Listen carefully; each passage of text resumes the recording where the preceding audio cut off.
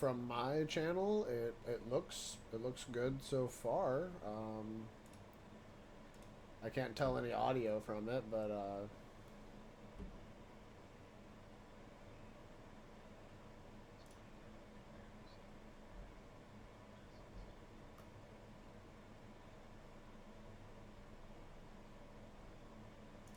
no, you actually sound much better than you were in the last episodes. I think all of our audio, I think so far everything sounds much better, much more clear.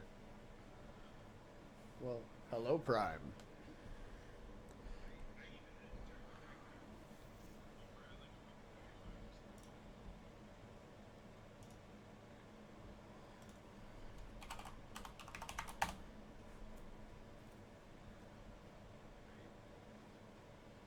Yeah, no, you sound great.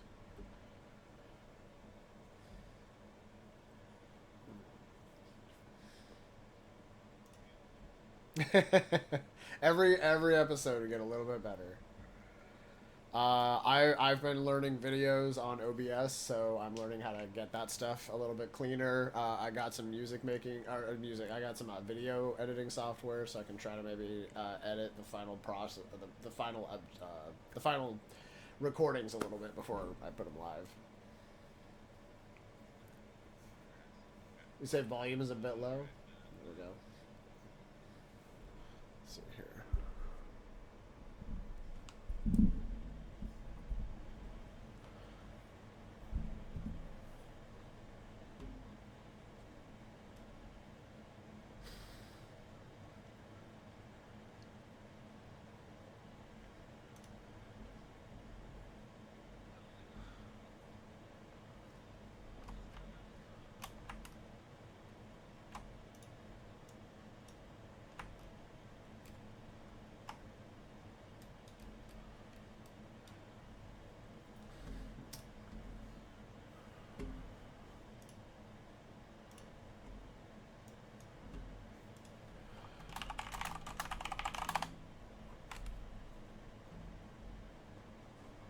All right.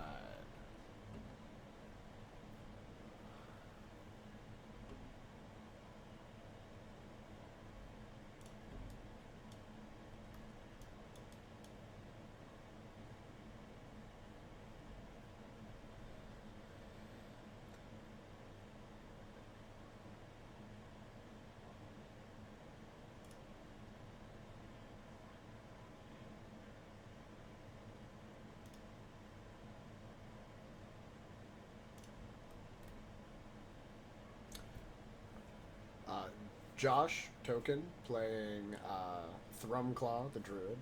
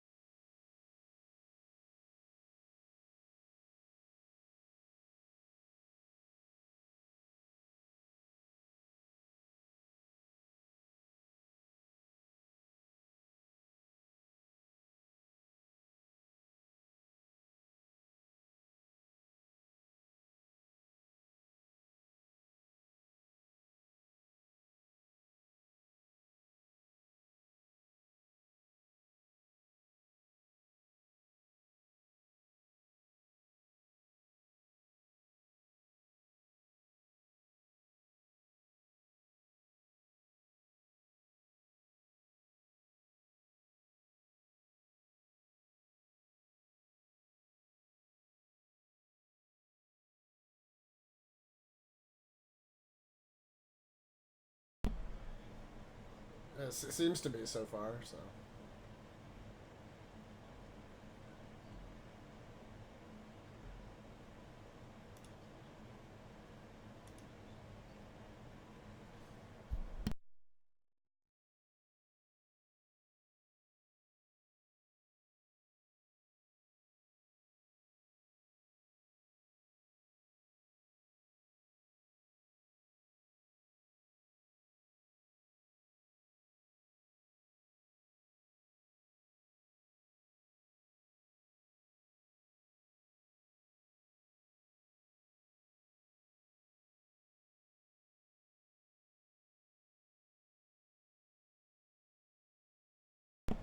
yeah, we each had one.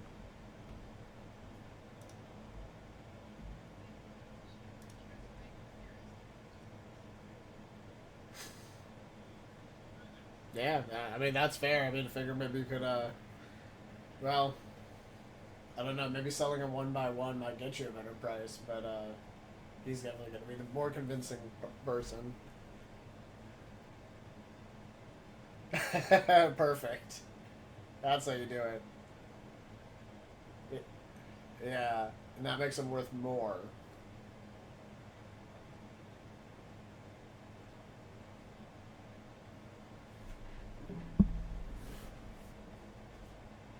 Maybe.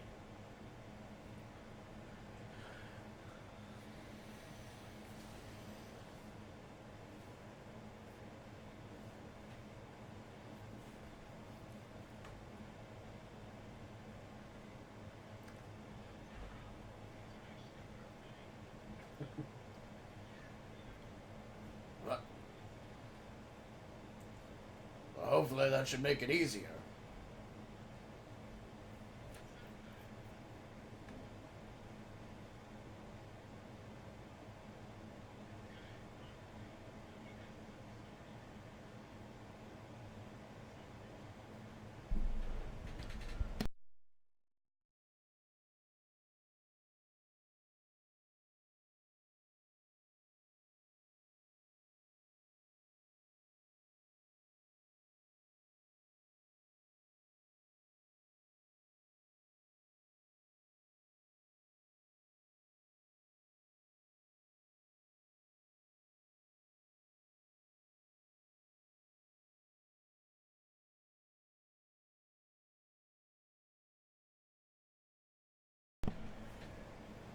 Yeah, and it's given network issues detected, attempting to resolve automatically error messages.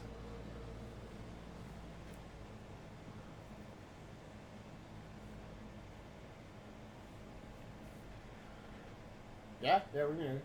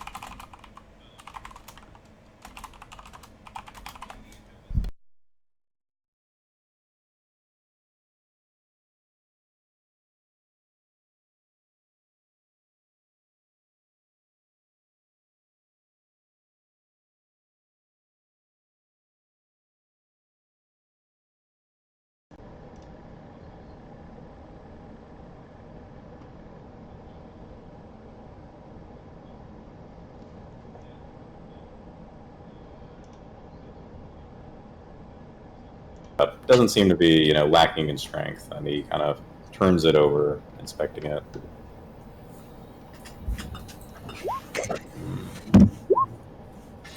And he says, well, even though maybe it glimmers a bit more than it should, these are gold inlays here. This is worth more than you think. Interesting. It's just meant to catch your eyes. Well, that's great news. I mean, cool. Here I was considering using it as a backpack. He says, in Great Vilta they have something that's called an auction. You might be able to set yourself up well if you take it there. That sounds heavy.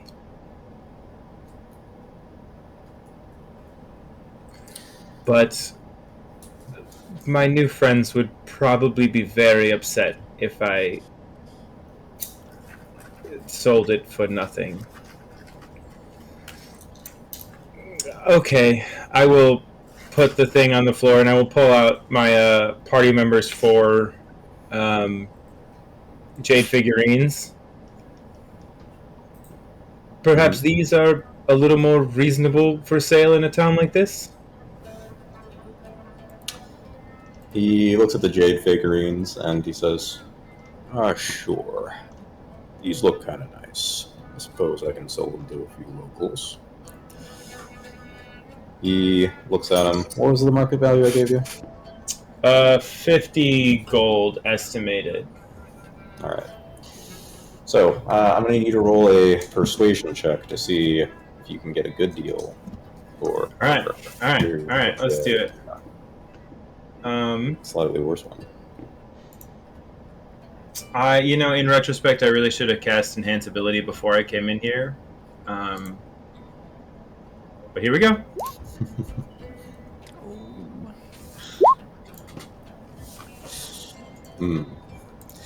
Unfortunately, the best he can do you for is, I would say, 40 gold per statue.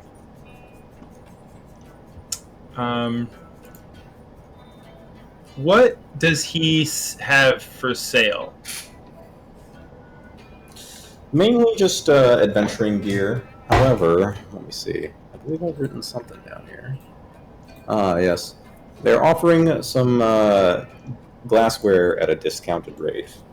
And so if you want to buy lots of glassware, they even have some interesting stained glass pieces that they have acquired from a trader that have recently passed through. Additionally, he says he has picked up one wand from a sorcerer, or a sorcerer aspirant, who basically flunked out. Interesting. I want to look at the glass for sure, mostly because I think it's going to be pretty. Sure.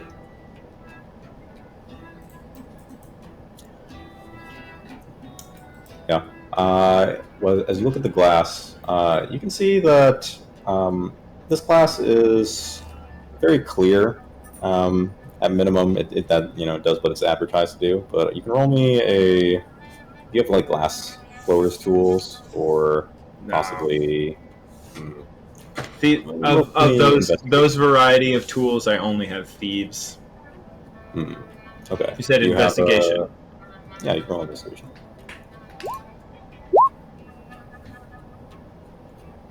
Okay. So, with that investigation, yeah, you believe this is like fairly good quality glassware, like at the sort of level that an alchemist would be willing to use. Oh, okay. So it's like kind of some real kind of shit.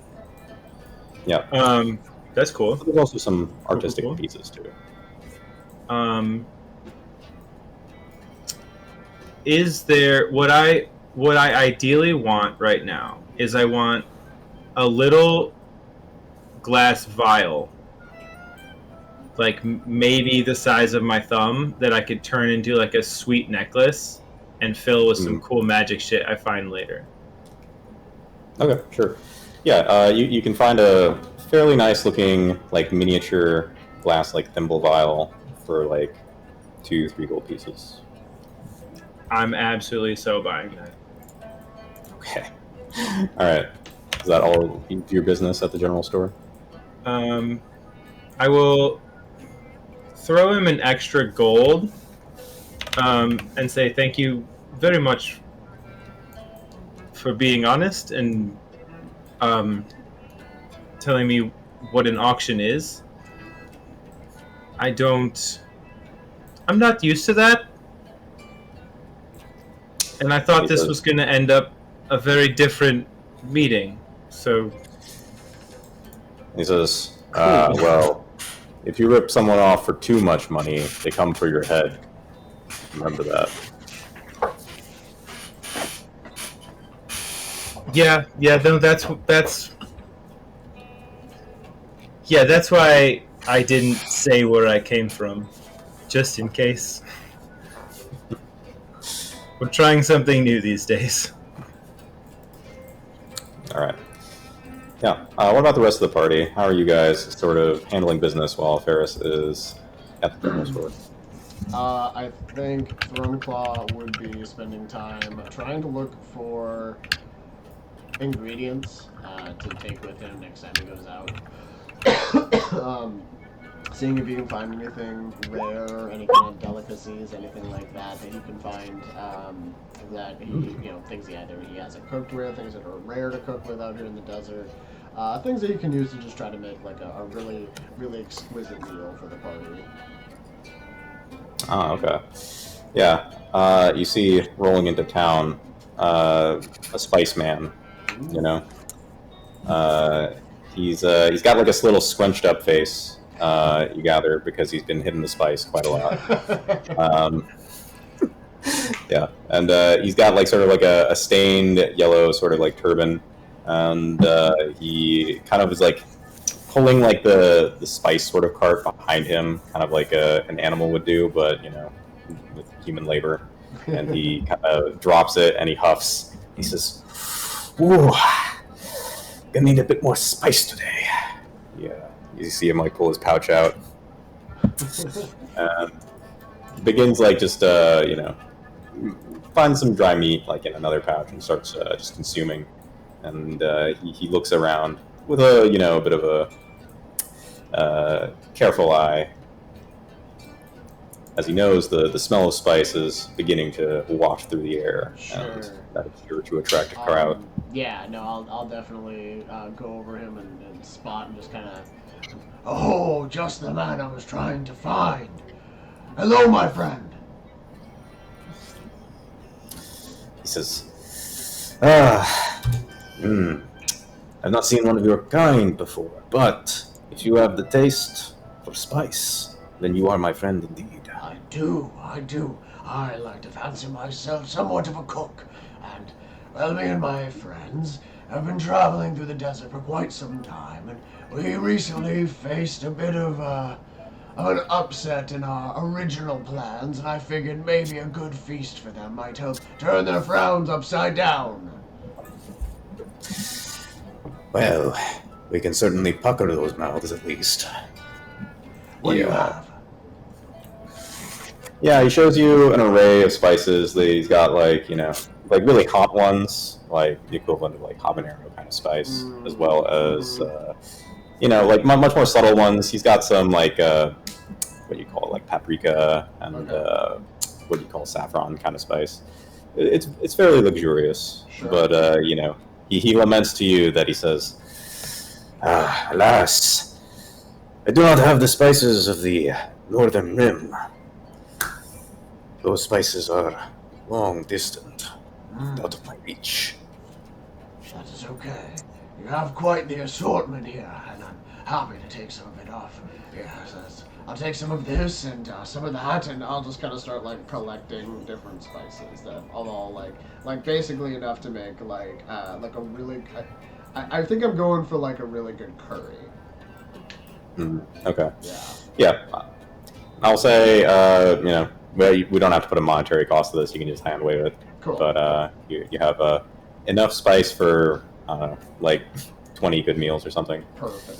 perfect. I'll add that. Yeah, I got some spice, and then yeah, I'll pick up like some ingredients if there's any like rare meats or rare things, anything cool that I can find that I can kind of surprise my party with. All right, yeah. You certainly plan out a meal opportunity, though. You know, cooking on a campfire is probably not your ideal course. Perhaps you'll want to find a kitchen as well to serve it up. Oh, if we can find a kitchen, that'd be fantastic. Indeed. All right.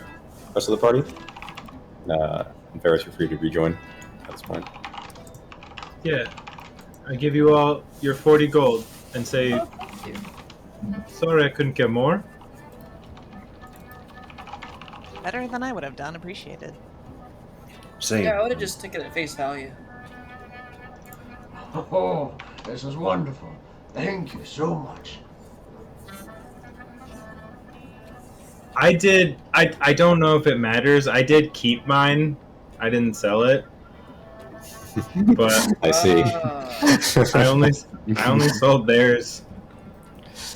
This guy. All right. I see. Building up of the collection. That's what we call short selling. You know, just nah, it's fine. All right. So, yeah, you all are, you know, joined together, and it has been a long day. Finding some accommodations would be a welcome thing for the night as well.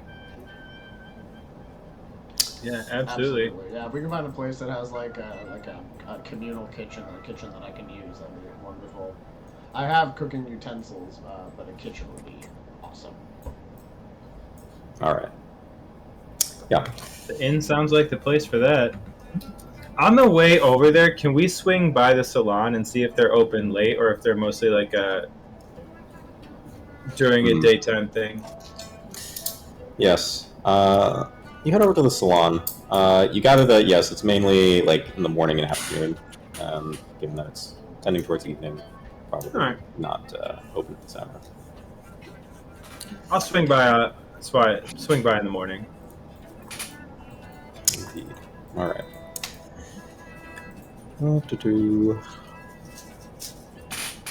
Okay. So, as you enter the Welcoming Camel Inn, let's see. I think I do have a set piece for this. Give me a moment. You see over there, at the bar is a female Thri-Kreen who seems to be serving some alcohol, though you know notoriously that the Thri-Kreen cannot get drunk themselves. It is a bit of an irony to you.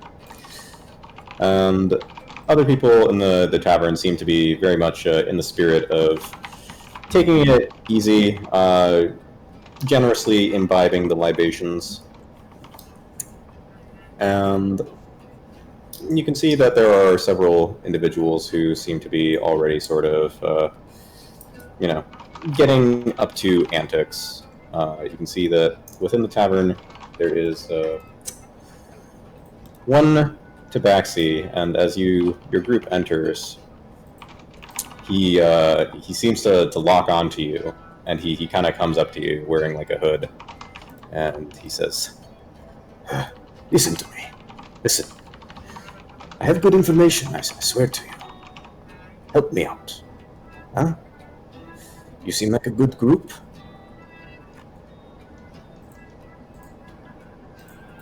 What kind of information? Have you ever heard of the Golden Mask of Ori? Tell me No. more. But I have heard that everyone in this room should probably keep an eye on your pockets right now. I know where it is. I just need 5 more people to join me. That's Weirdly specific number. I had a copper coin for every time I. Yeah. You do recall that this seems like a very similar setup to, you know, a couple days prior. Yeah. Could Nobi try to recall if he knows anything about this mythical treasure? Yeah, sure. Roll me a history check. Yeah.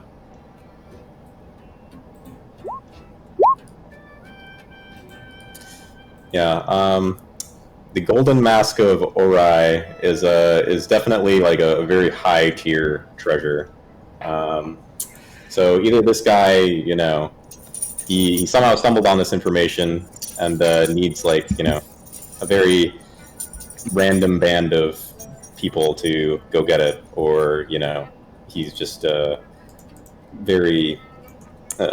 It might be very spurious. Ambitious, no? He says, "What do you mean? This is good information." Novia's gonna kind of squint his eyes. No. No, thank you. He says, "Why is it that no one will believe me?" You see him. Yeah. Can I? So I'm gonna say to him,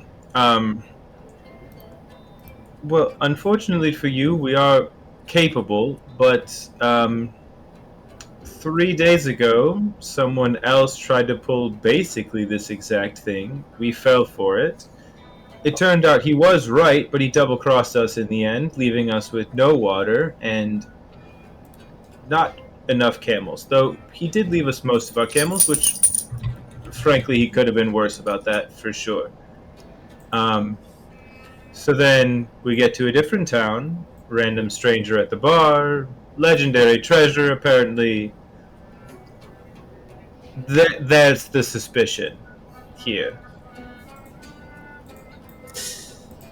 He says, "I'm not a liar." You see him. He backs up and he says, "People will come after me for this. You'll see. In fact, I don't need you." And you see him, move to exit the inn. Well, before you go, when you do find it, what's your name? I'll write you a song. He says, "My name, Coerced." All right, good luck, Corain. Yeah. And you can see like a couple of people in the bar seem to be quite amused. Some of them are just kind of laughing Crane out of the bar.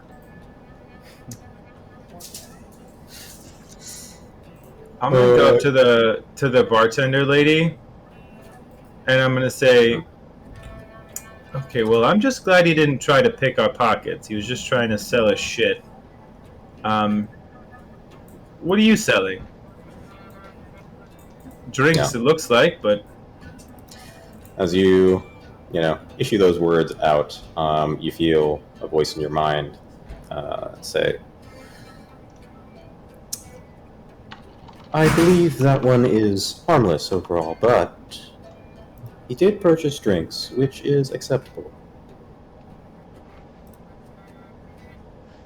Will you do the same?"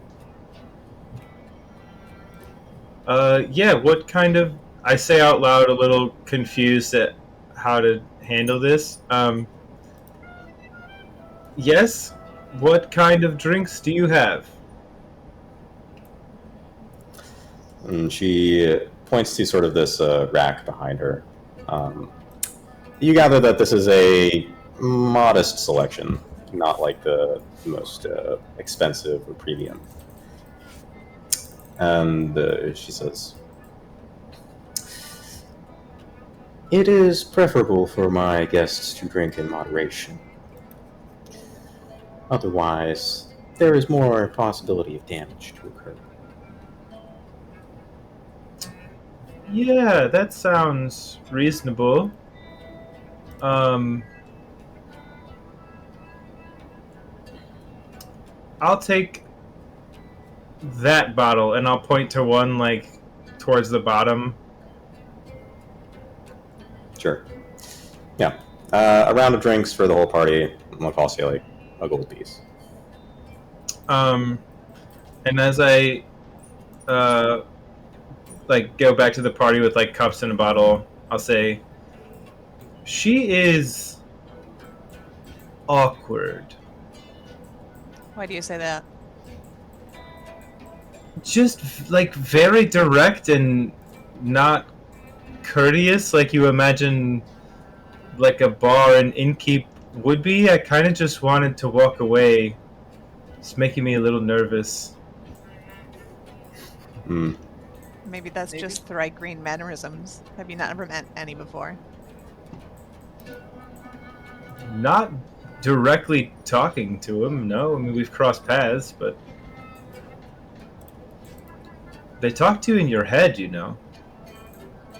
I do. Oh, I think I like that. Have you inquired about a room? Nope, I got the drinks and I walked away.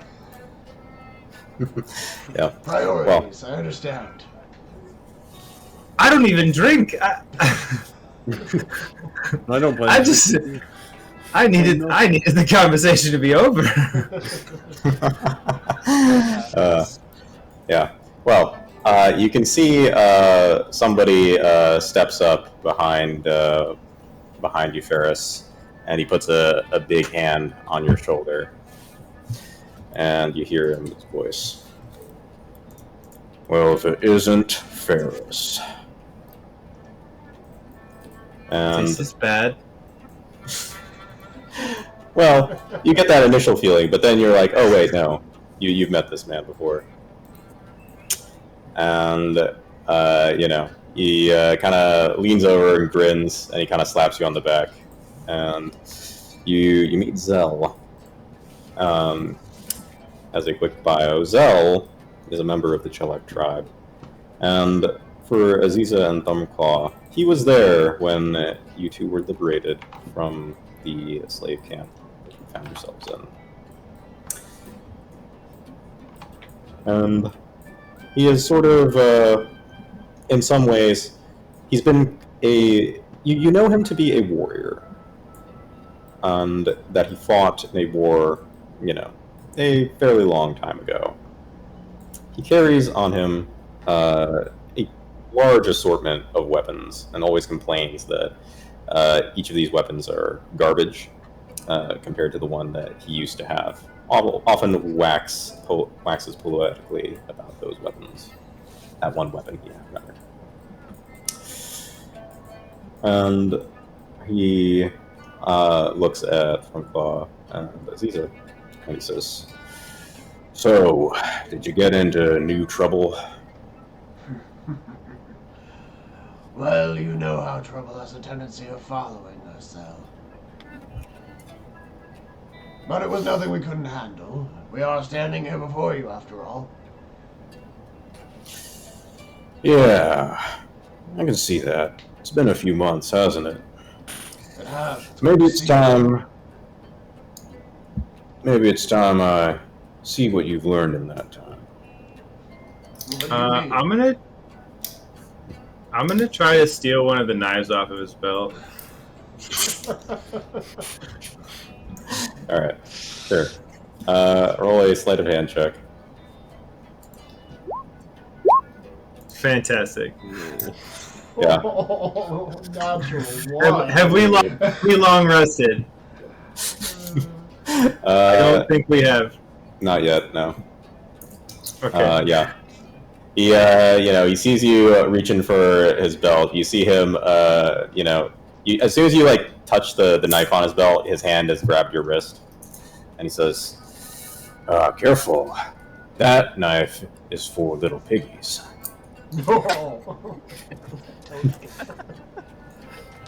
That sounded vaguely like a threat. I was gonna try and give you a cute little "Ooh, you still got it," even after all this time. But that was really good. Shit. That threw me all the way off. It's like Frank Reynolds toe knife. Yeah. Aziza will stand up, and she'll give him one of those handshakes where you grab each other's forearms. Just a really tight-gripped arm shake. And she'll tell him, "We found information on my brother. The raiders at Raiders Rock are meeting with a slave trader there that may have taken him. So, what are you gonna do, Aziza? Aziza looks to her friends and she looks to Zell and she says, well, I'm hoping the 5 of you are willing to help. Of course. He says, I've tangled with Red Sand Raiders before. They're a nuisance, gotta say. But they're persistent. They survived for many years. It's because they have an idol, a deity that protects them over in those rocks on yonder. What's more is that, well, these Velti, they got no appetite for war. Won't even let their own leader raise an actual army. Real mess of a situation they got going on here. So now all the caravans have to hire guards and eat into their profit margins. He's referring to people from the Great Velt City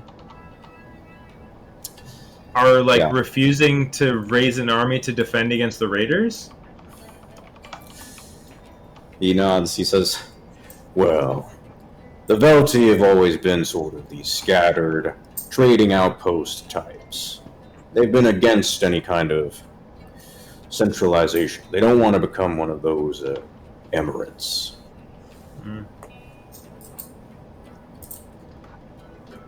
said that these bandits, these red sands, they have a deity, an idol. What can you tell us of that?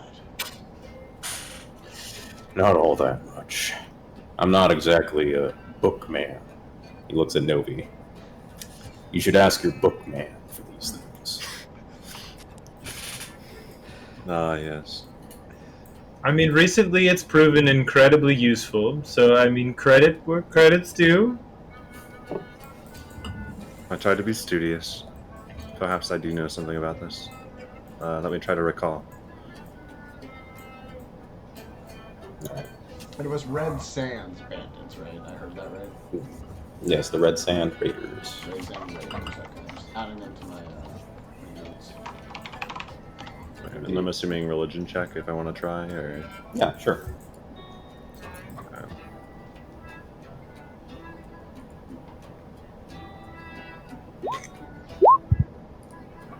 Pretty good.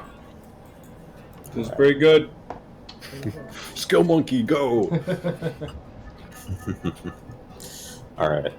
So, yes, Novi, you have heard of, various of these kind of local level deities that have patronized the illicit and perhaps, underside of society. These people who are bandits or highwaymen or other kinds of thieves, murderers, raiders. This is not uncommon. The one of this region, you would know their name to be, yes, Gnome.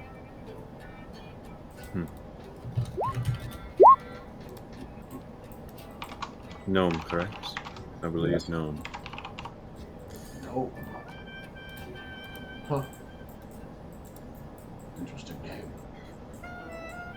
I've always found those who tend to be... well, no offense, Novi, but I've always found those that tend to... the bandits that worship anything or anyone tend to be a little more fanatical. And in turn, a little more dangerous.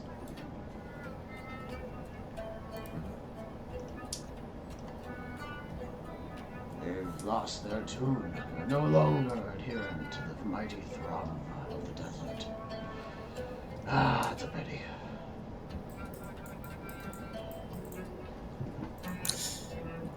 Indeed. Now, did they say anything about having a kitchen when you were talking to Faris?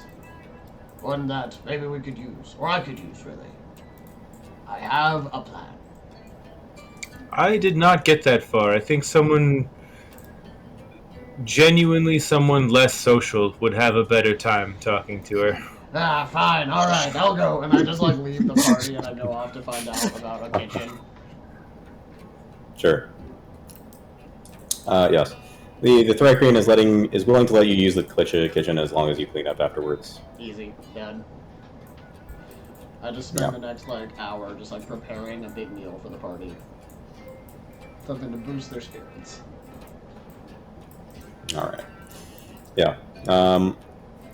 As you set down the meal, you can see wafting in from the upstairs, perhaps very delicately, but also gracefully, comes down the other member of the Chillick tribe that is of note to you. Is that Pentala? Yes, that is Pentala, and she has been herself rather wary of divulging her past, but she has been very active as of late and has, for each of you, has probably at some point had some hand in the design or the decoration of something you possess. For her forceful personality has kind of pushed her opinions into much of the fashion sense of the Chillick tribe. And as she comes down, she sees the table set, and she seems to look at Thrumclaw, and she says, "So, Thrumclaw, will you prepare a plate for me?" Oh, Pentala, of course! I always make too much just in case. Right here, please, please. I'll just put a big plate together for her. Just like rice, curry, different types of meats. Ready to go. Yeah. Yes. As you give her a good plate, she nods and she holds something out to you, and she says, "Go on, take it." What's this? Yes. As you unfold it, it is some kind of beanie, basically. Oh. Would it fit over my horns? And she says, "Well, we can poke some holes in it." Excellent. I love it. This is so wonderful. Thank you, Pentala. Your skills never do cease to amaze. She nods. But you can tell, actually, we'll insight check. Insight. Okay. 7. Yeah. She's always proven, like, a little bit difficult to read. Sure. Mysterious. But she seems to take a, seat down by the table. Okay. Yeah. And, yeah. You're having a fairly, normal sort of communal meal here. Having, basically commandeered a large table from the tavern. What would you, on a scale of 1 to 10, 10 being like a super raucous house party, like what's the energy level in this bar right now? Certainly it's there are some interesting folks in the bar right now, especially because you can see there is like a group that is coming in. It seems to be a group of what you think are like fire genasi and earth genasi, and a couple of them seem to have like the garb of deep desert travelers. Ooh. And a few of them kind of set up at like one of the tables. You can see like by their thick clothing, covering like pretty much like all of their faces. They finally managed to like peel free and get like a breath of fresh air for once in a period of weeks, most likely. And they seem quite enthusiastic and ready to reclaim their vitality. And so this bar Fantastic. has some people who are interested in having a lively time. As I finish my food, I'm gonna go over to those that group of folks that just walked in, the Genasi from the Inner Desert, and I'm gonna say, sorry for the interruption. I just have 2 quick questions, perhaps leading to plenty more interaction. Question 1: can I buy you a first drink? Welcome back. And question 2: do any of you play instruments? Yeah. They accept your offer of a drink, and one of them says, one of us can play an instrument, but not well. We prefer you keep silent, to be honest. Well, I could make him better. You can see, like, one of them seems like a bit miffed, and he says, "Oh, come on. My clarinet is better than you think it is. You're just a bunch of inconsiderate savages." He just kind of sulks.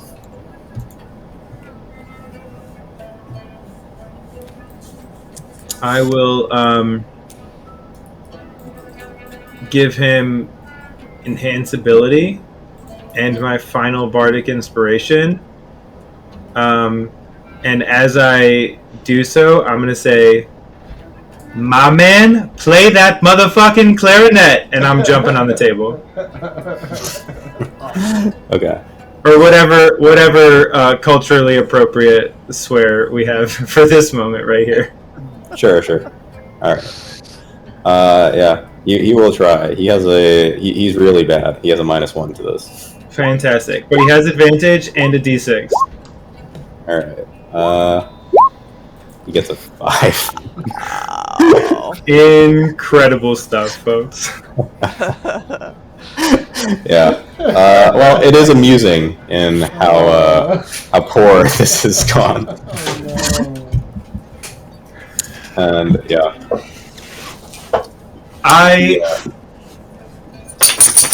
Basically, I am pretending that this is the best clarinet I've ever heard, and it might be, because who plays the clarinet out here?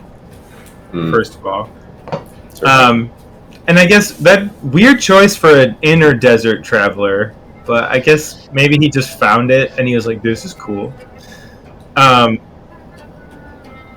But I am dancing my goddamn heart out, trying to like go from like chill, casual, everyone's having a good time at dinner, to like the people who are trying to party are going to party now.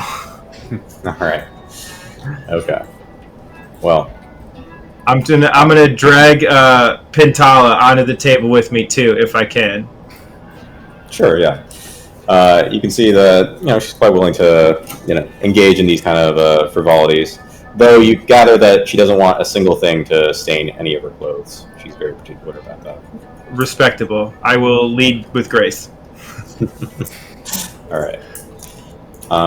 What about the rest of the party? How do you, enjoy yourselves? Drum Claw would just grab like a hand drum and just like add to the music. Novi is gonna slip away and try to find Solinar, kind of like, maybe not the most extroverted of the group. All right. Yeah. Ziza's going to pick at her food, and she's kind of lost her appetite. She's focused on her brother, and she's hoping she can convince everyone that they're tough enough to take on these Red Sand Raiders. All right. I think Soraya would walk over with alcohol for Ziza and be like, "No frowns. Only pounds of heights." Interesting. What? I don't know. You are always the strange one, Zarya. Always the strange Yeah. one. Yeah. But her nonsense has at least made Aziza crack a smile. There you go. Now ready? Yeah. Count of 3. We'll just chug it all. Yeah. Zell, he comes up to each of you and he's just like, so, your weapons, show them to me. Aziza pulls out her probably crusty longsword from the massacre they had today, and it hasn't been properly cleaned. Yep. He looks at that longsword. You can see like he's trying to suppress like the disappointment on his face, but he's not very good at it. And he says, "You really need to treat your weapons well. Unless that weapon's not special at all, then you can treat it like shit." It is not. It is a tool. It is not a treasure. All right. Well, next time I see you, you better have something interesting for me. I'll be sure to show it off the second I have something worthy of you. He nods and he says, "Oh, but what could compare?" And you can see like he's a few drinks deep at this point. He's just like, "What could compare to my great splitter? With that splitter, I've split 100 skulls. I love that axe." Aziza's probably heard this story 100 times, but she has a lot of respect for Zell, so she'll just say, "Could you please tell me yet again what happened to that axe?" He nods. You can see like there's just like a little bit of a tear coming out of his eye as he's like, drinking another drink. And he says, "Oh, well, I used to be a soldier. Yeah, I used to be. I'm sure you all know. I was with my unit. But we were trapped. We fell into this sandstone place underground. And there were these horrible monsters there. My splitter, they yanked it right off my belt. I didn't have any other weapons. I was unarmed. I had to grab my friends. I had to get them out of there. But they took my splitter. I took him." And you see, he just breaks down. She just gives him an awkward there, not really understanding affection or comforting of other adults. So you give him alcohol. Here. That's what you do. Push it way down and have another pint. He basically takes one, and then you gather that he's gonna pass out. And for the gentleman, a whiskey. Yeah. For the rest of you, Novi. You do find. Actually, rather, Solinar seems to find you, as he seems to just stroll into the bar when it's like already like nearly midnight. Finally. And then he kind of just looks around the bar. Have you hidden yourself? I think I would say trying to impress Solinar. He's probably like upped his cloak around his horns and kind of tried to blend in at the end of the bar. He's gonna make a perception check. Why don't you roll me a stealth check? With disadvantage, of course. Heavy armor boy. Let's see. Yeah. Okay. Let's see. Alright. Okay.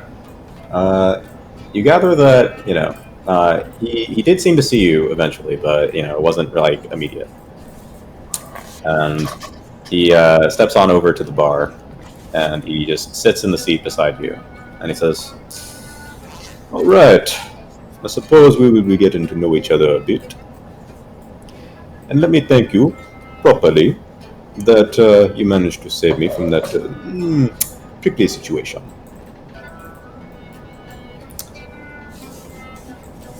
But of course, only our duty to one another, I suppose. Yes, well, what is it you seek from me? Eh? You want education, perhaps? The journey to enlightenment would be much a pleasure to me, if you would so be willing to. Alright, I will tell you two things.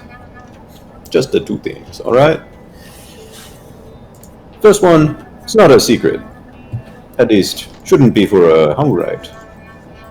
Depends on which books you're reading. He gestures and he says, "There's a place where the pilgrimage of Hungurites begin. If you go there and begin, you of course have to find the rest of the way yourself, but perhaps you will, gain a little bit of skill, gain a bit of wisdom, as they call it."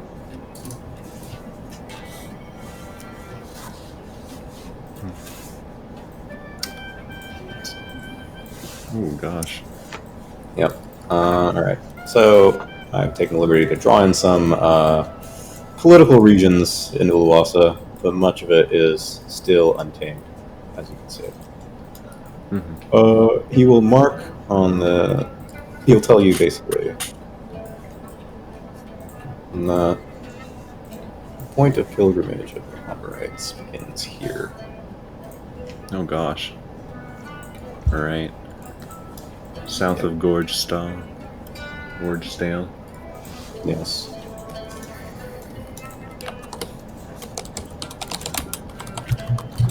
I'm gonna say Novi will nod and kind of log that mentally.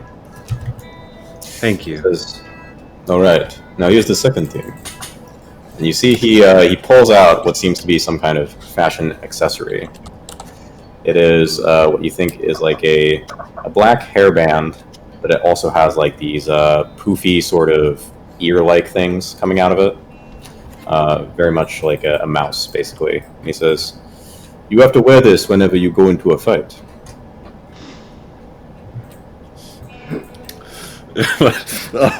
Novi will take him at complete face value. Yep. Just kind of nod along, of course. He nods. Yeah.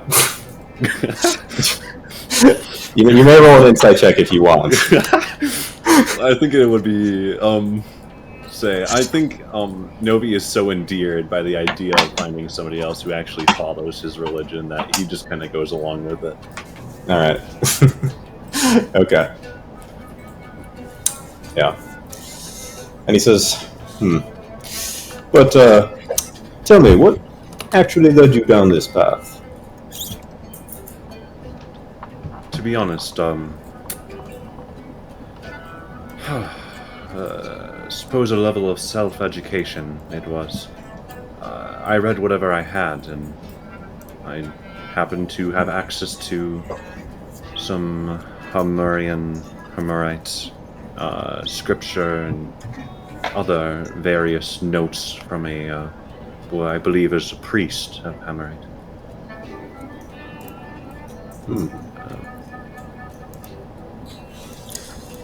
I see. Alright. Now let me tell you something.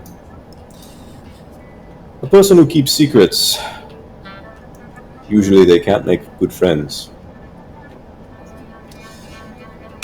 But if you are going to make friends, then you have to be the friend that they confide in. Right. It says, I hope you're able to make it work. Unfortunately, it never worked out for me.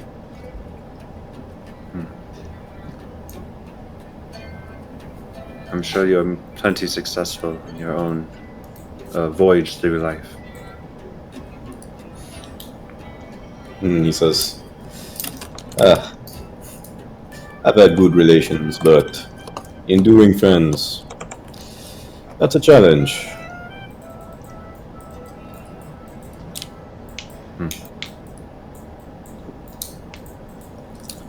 That it is. That it is. I know you offered drinks, but perhaps I shall cover yours tonight. He says, well, I suppose I will let you cover me this one time. Novi will kind of smile as he passes a gold over to the Thrykeen and picks out the strongest looking stuff for the both of them. Yeah. And Solinar is, you gather that he's a bit looser when drunk, and so he ends up telling you some things that might have been more secretive than, would have been appropriate. Mostly, at a certain level, Novi has like a level of like looking around at everybody else at the bar, making sure they're not listening, and trying his best to kind of direct his voice over to Novi's direction and nowhere else. Just be careful, it's... But did you hear about what they did to their daughter? Oh my goodness. Novi kind of, Novi's face turns green. I heard you the first 3 times. He nods and he says, yeah, oh man, I can't believe it. 27 pieces.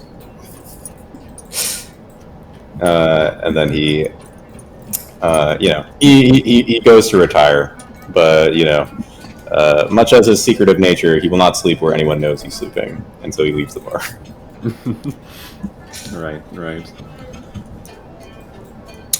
Yeah. All right. So, that's the party. Yeah. We should pay for rooms. I don't think any of us actually ever did that. What? Yeah, that's fair. Well. We should definitely do that. How much are the rooms? For, I guess, a room of like 7, or rather like at least 2 rooms of 3, I would say that costs you like a gold piece. All right. Yeah. Handle that. There we go.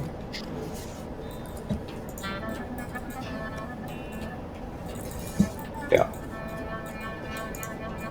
All right. Once my my feet hurt and it seems like people have started to lose the energy for carefully dancing around a bar, because the bartender did specifically ask not to break stuff. So I would try to encourage people to not break stuff. Let's not rearrange furniture. We're only dancing on these 2 tables because they're really sturdy. Yeah. There's one more person I forgot to mention at the bar. He looks very glum and depressed, despite all the festivities and frivolities that are happening. He's a dragonborn, and he seems to rest his head on the bar and seems to just be depression drinking right now. But he seems to wear like a mage's robes, and you can see that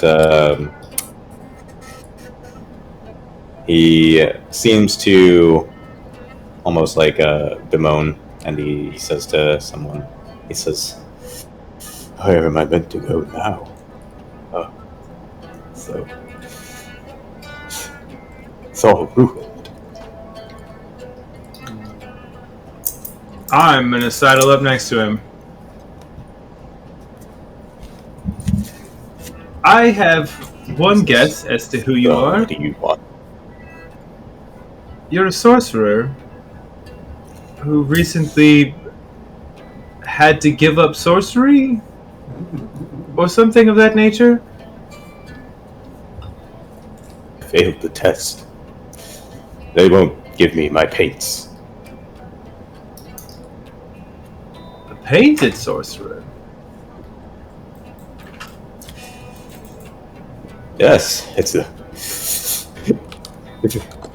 If they acknowledge you, you can become a high sorcerer of any emirate. Yeah, no, I'm familiar sort of with how it works. I'm not a sorcerer myself, if that wasn't clear.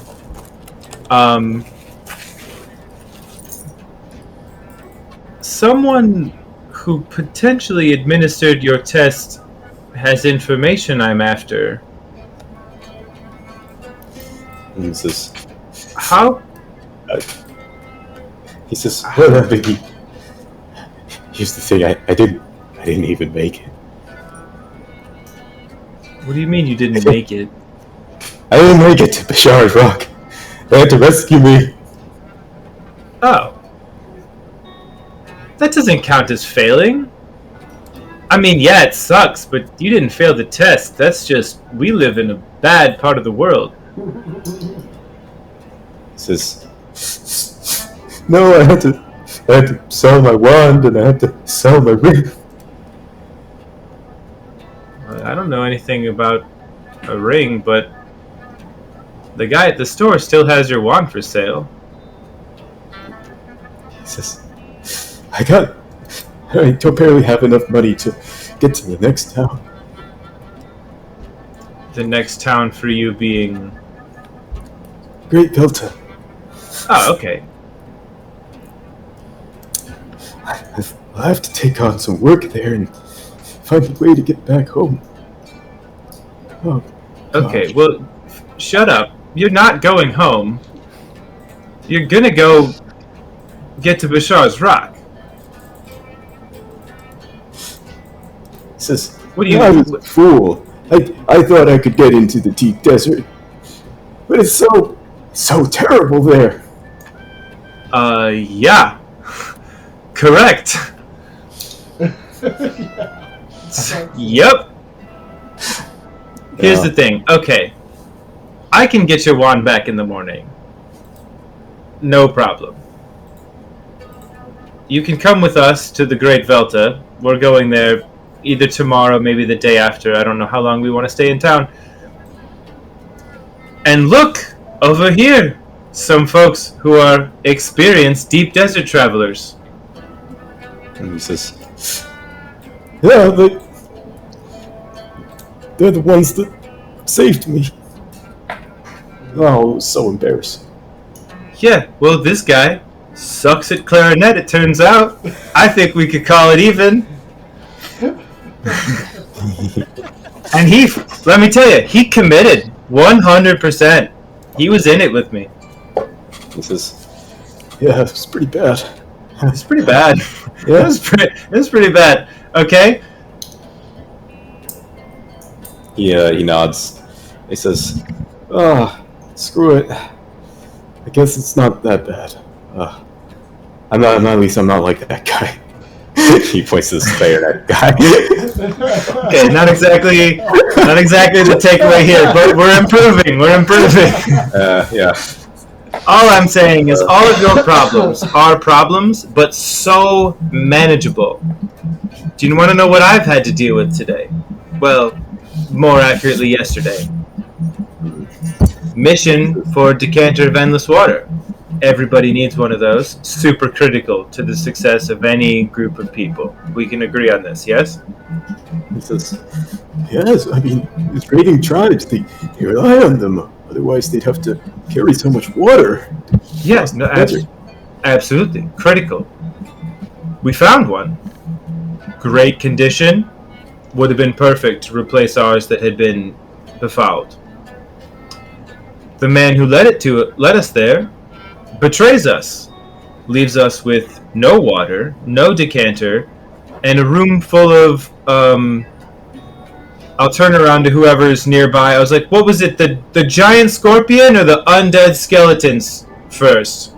That skeleton for a second. Yeah, he was a giant, horrible scorpion monster. He had a tattoo.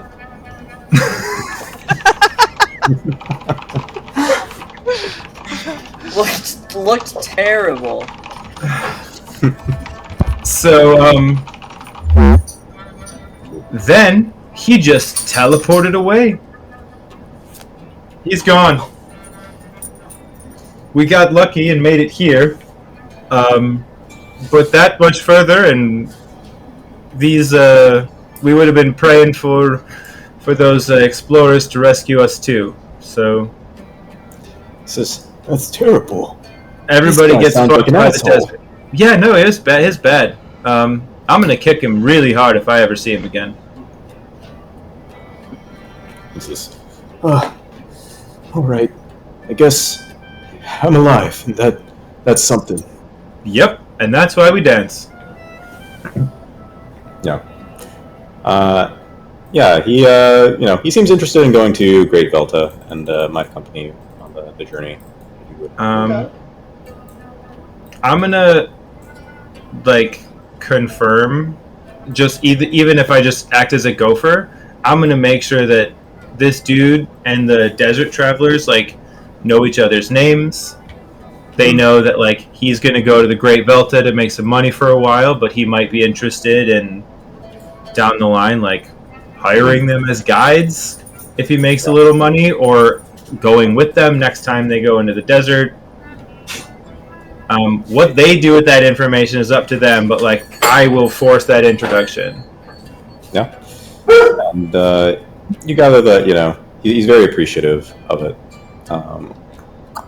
Yeah. Now I don't have a system for this yet, but I did have a system for basically relationships with recurring NPCs. Oh. So yes, I'll find a way to factor this in. However, yeah. So I'll actually bring your attention to this spreadsheet here. All right. I'm going to share this with you. A spreadsheet. That's Yes. long. That's not good. That's okay. I have to get rid of that link. Whoa. Join that. Okay. This is the link. All right. And I'm going to share it in Discord. I'll make that mistake twice.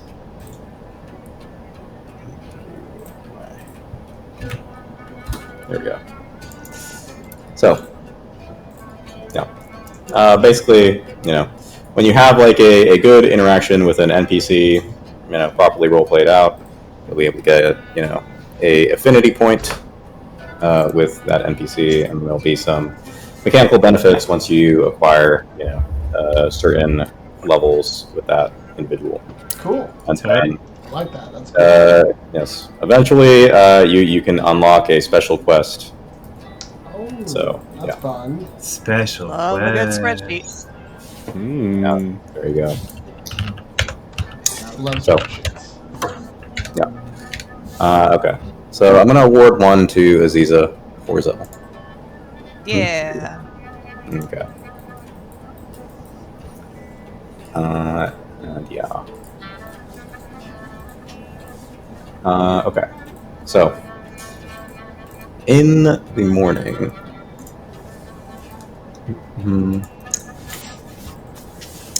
you can see that many of the people are sort of already kind of setting out to work. At least most of the Thrive Cream.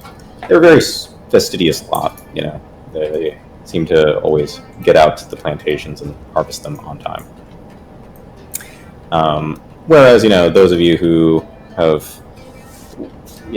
had a lot of fun last night may be feeling the after effects of alcohol, and so you are all able to, however, meet up. Maybe 9, 10 a.m. in the morning. And a new day is on here.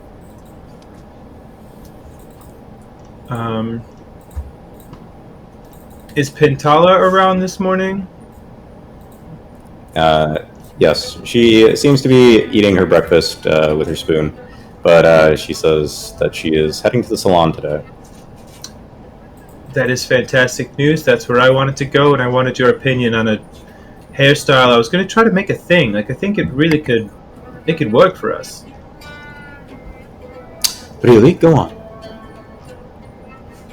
Well, growing up, I kept my hair in very tight braids. It was just practical for traveling.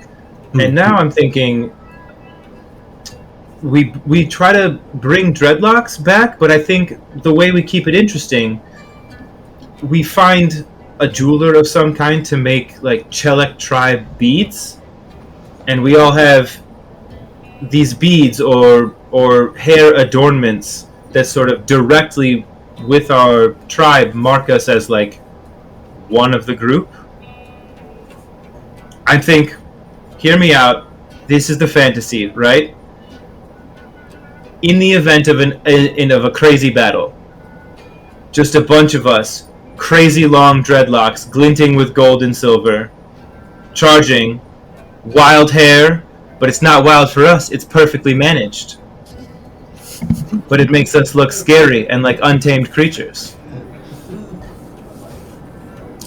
You can see that, as you're saying this, it's almost as if her mind is in a different world. She seems to be analyzing thousands of options and variants as she seems to return finally to her body.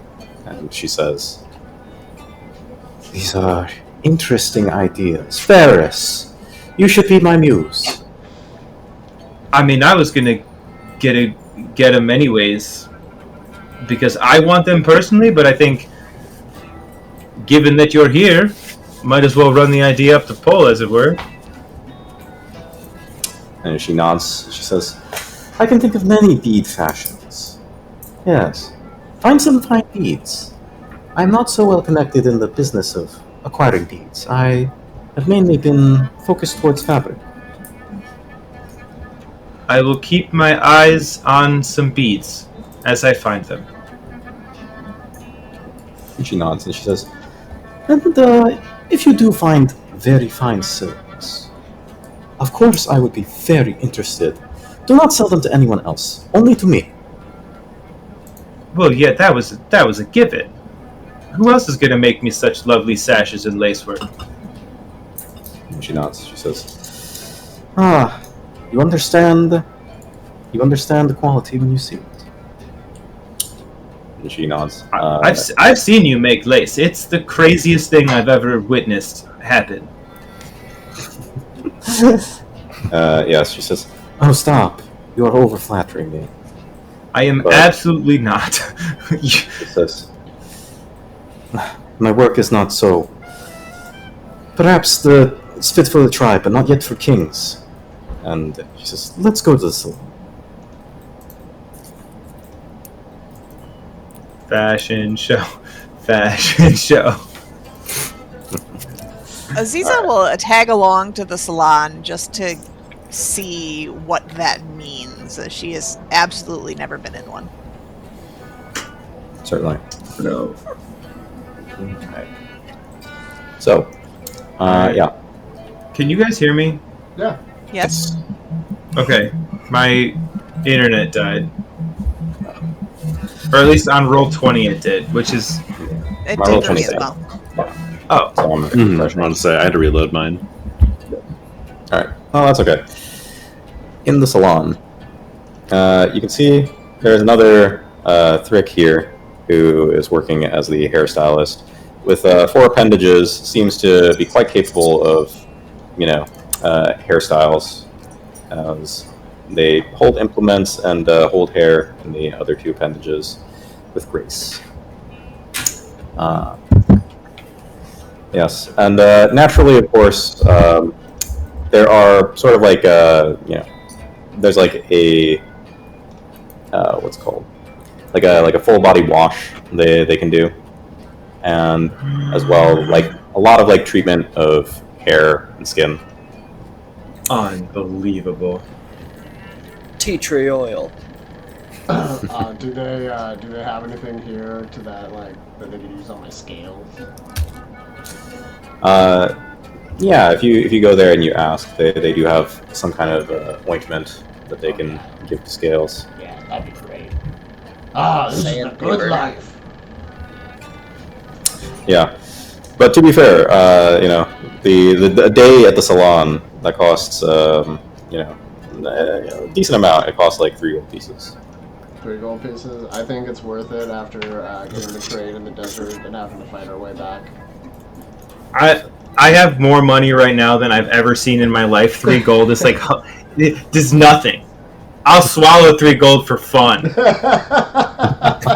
Want to see a magic trick? Come back in 2 hours. Alright. Yeah, that's per person, but yeah. That's fine. Uh, I'll do double with a good tip. Okay. Alright. So, I get washed and oiled and some sweet dreadlocks. yeah. You know what? I'm gonna fuck around, dude. I'm gonna wash my clothes. What? Somebody is bougie. Yeah, it's very bougie. Alright. So you're all going in? I see. Yeah. Absolutely. Right. Yeah. And so, We'll have a spot.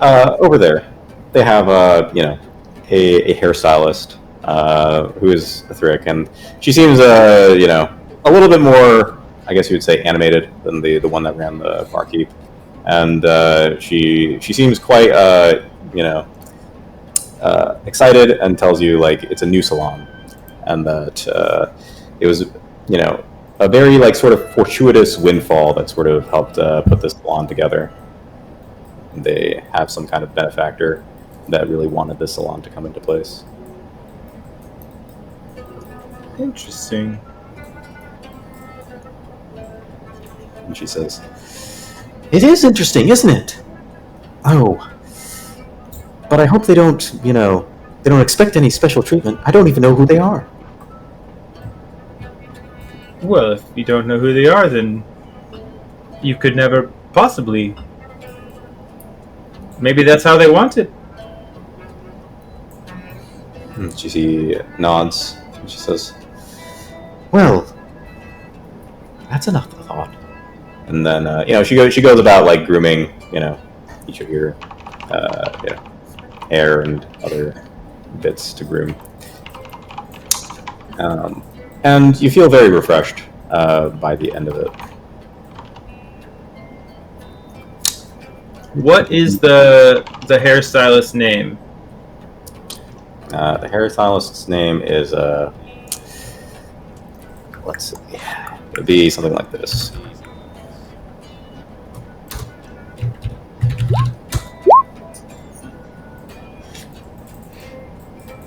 A challenge.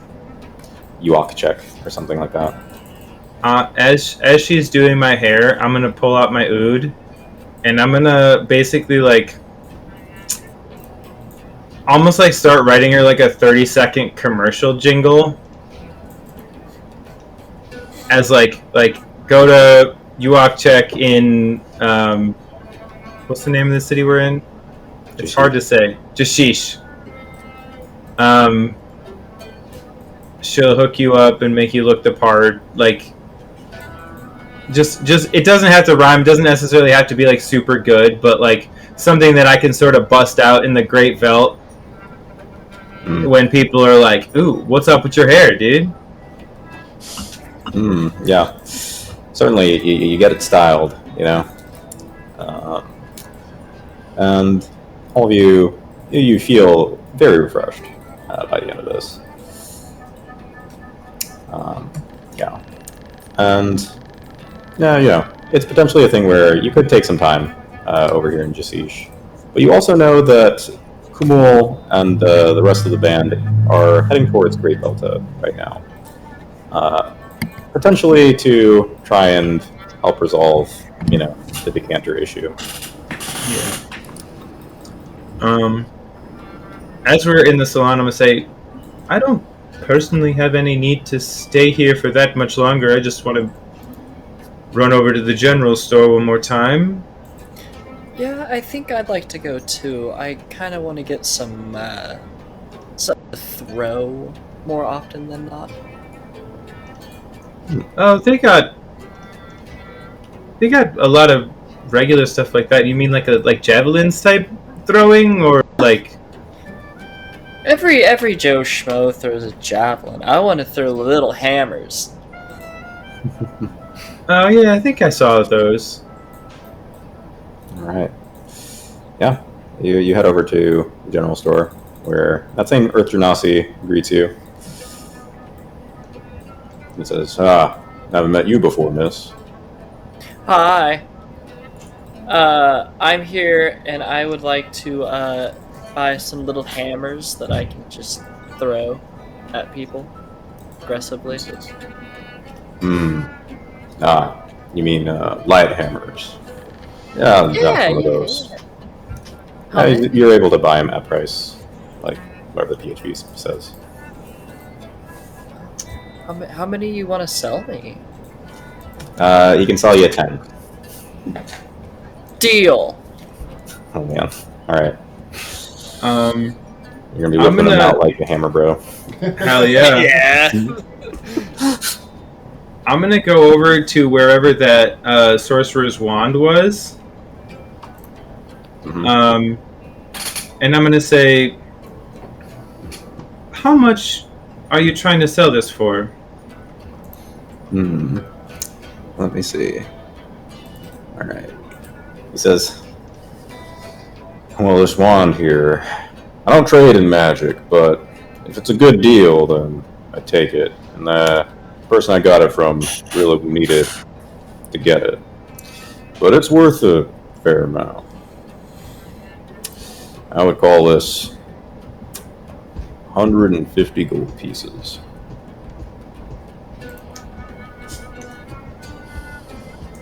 You speak of good deals. I'm trying to do a favor for someone. Could I have the wand and as much gold as you feel you can afford for my urn? I don't have that kind of money, but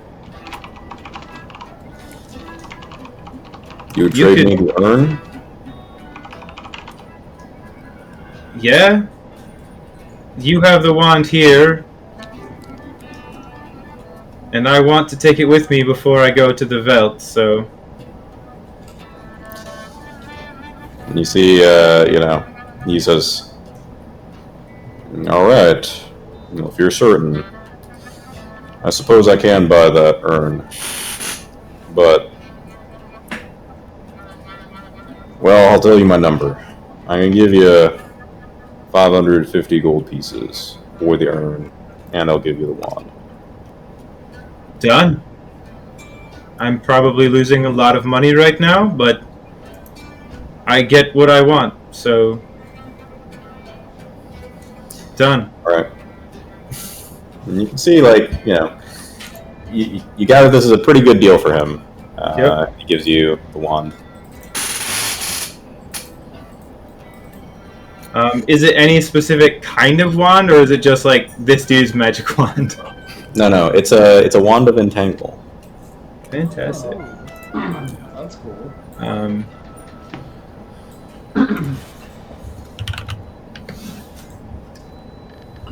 Yeah. Wand of Entangle.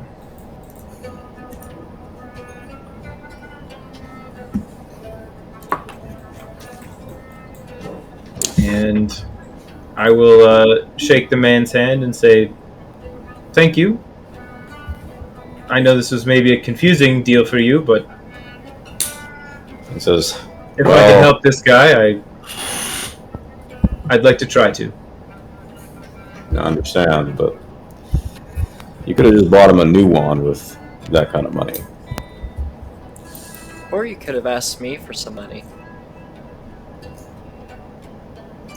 I will turn around to As I'm Zarai. holding my 10 hammers. To Zarai and be like, you know, I was right here the whole time. yeah, wish I'd considered that. Noted. Next time, maybe. Okay, egg on my face. I don't see anything. Hmm. Yeah, well, maybe I'll tell you at the end of the session, but yeah, all right. 1,000 gold. 20 grand. Yeah. But Right. yeah, I will head back to the Wandering Camel and see if Sad Sorcerer Man wants to come with us, as it seems we're trying to head out before the end of the day. And you can see him there. You know, he seems like his spirit has picked up a little bit. He seems to think today's a new day. and that if he just gets to Great Belta, he can start rebuilding. And then you walk in with the wand.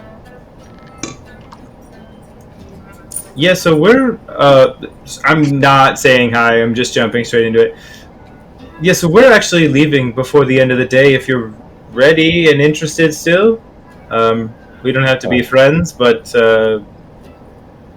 like I said, I have an interest with your future sorcerer teachers.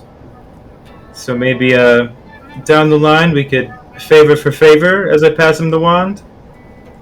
He says, as you pass him the wand, he says, You did!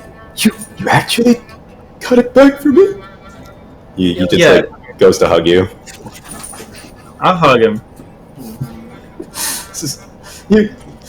I can't believe it. Why is everyone so nice to me? Okay, it's fine. We're cool. Okay. Yeah, be cool. For sure, be cool. I'll do anything for you, brother. Whoa. Okay, anything is a little much. I think get your shit together. Pass your tests. I just want to meet your teachers. I have questions for them. And he says, Well, all right. There is actually a painted sorcerer in the Great Belta. And I could probably help you meet them. Perfect. He nods, and he says, All right, but that's not enough for me. You helped me in the moment where I was really, really down, and look, just I'll remember it. All right? Yeah, that's great. The name's Ferris, by the way. I don't think we actually met last night. Yeah. My name is Renaud. I'm sorry. Mernaud? Renaud. Mernaud. Oh. Well, it's a soft M. It's like Renaud. Sure. Is that a dragon name? Well, yeah. I'm dragonborn. That doesn't mean you have a dragon's name necessarily. I once met a Chad.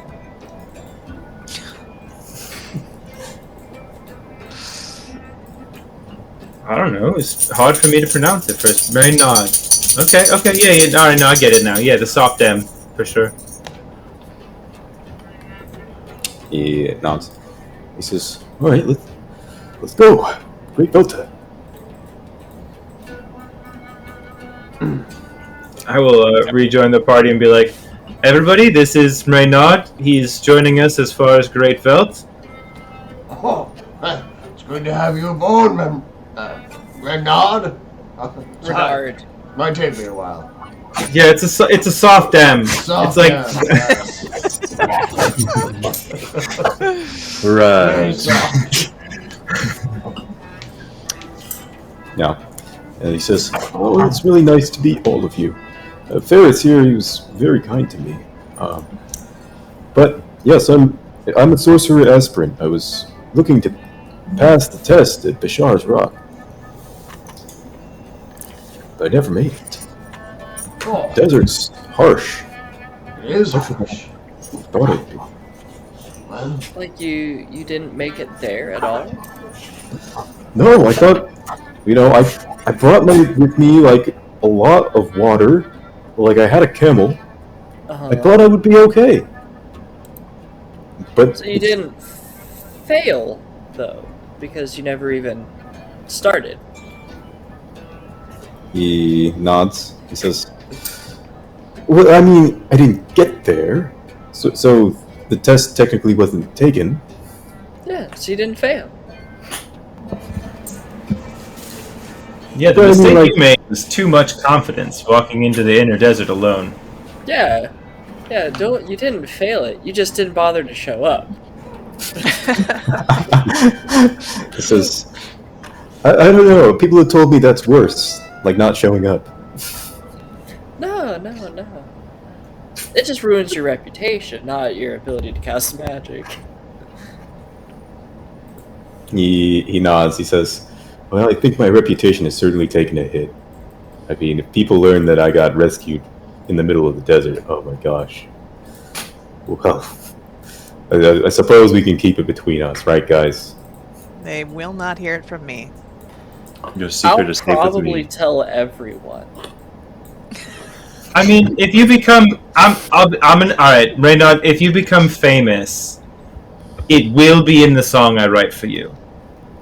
Full disclosure. Until that point, I don't give a shit. He says, "Well, if I get a song written about me, then I think there'll be plenty of good things to balance it out." 100%. Yeah. That's usually how being famous goes.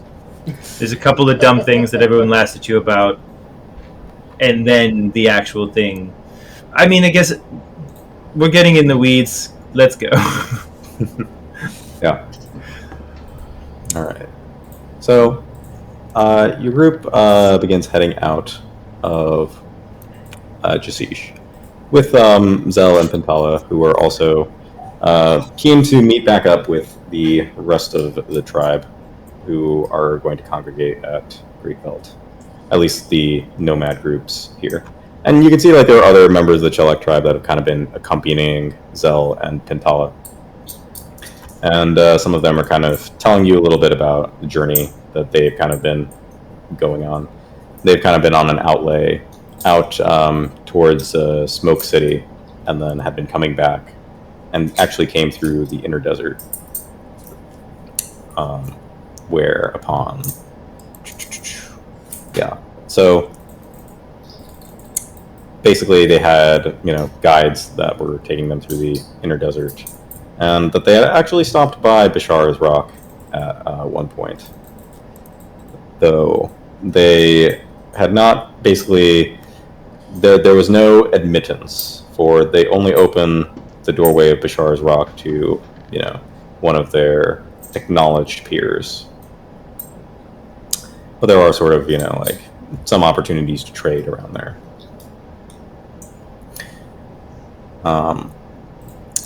Your journey begins out of Jasish.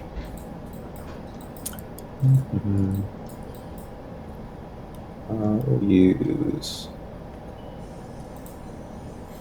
you. Alright. So, as you guys are moving out of Jasish,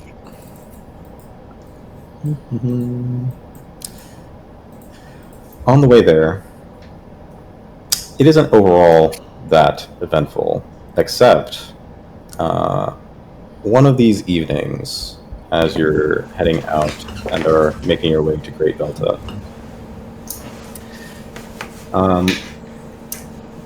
Some of you, those of you who went to the salon,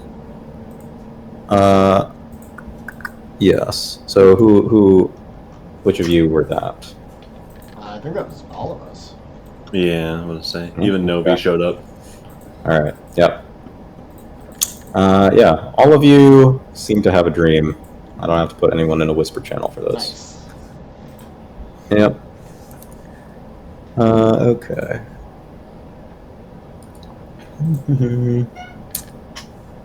Just 1 second. All right. So, as you are basically traveling, feel yourselves almost awake in the middle of the night together, except what is meant to be night above you is not truly night, for the night is, a very dark blue sky, but this sky seems to be a very dark red. And you can see kind of hovering above you is this figure who has like these very kind of like loose flowing robes that are very ragged at the edges, and this very long hair, and this kind of long face that is just kind of like almost very orange and scabbed over. They have like a long nose, and they kind of like look down on you, standing on the ground there. And it says, interesting. You go to Great Veld. So, I have in my possession. And you see, like, in this image, what seems to be locks of hair from each of you. Or scales in the case of, what's it called? Throckclaw. And says, yes, how careless. But do as I bid, and no harm shall befall you.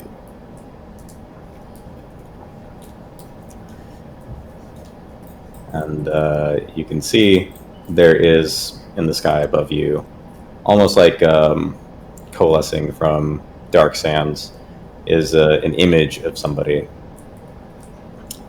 Let's see. They look like this. Looks to be like a Air Genasi kind of individual. And they have kind of like this pale blue skin, white hair.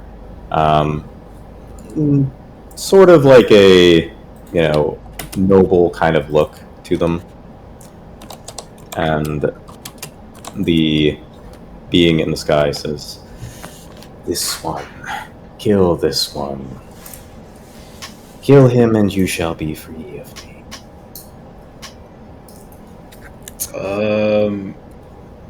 Is anyone else deeply concerned by this turn of events? Is this not just a dream that I'm having? I thought we were all having a dream. But at the same time, Yeah, I mean, yeah. that's not normal. Oh. Says, pay no attention to such idle conversations. It is my words that you must take to heart. No, I mean, I heard you. We're not assassins. Yeah, who even is the person? And she says, a swindler.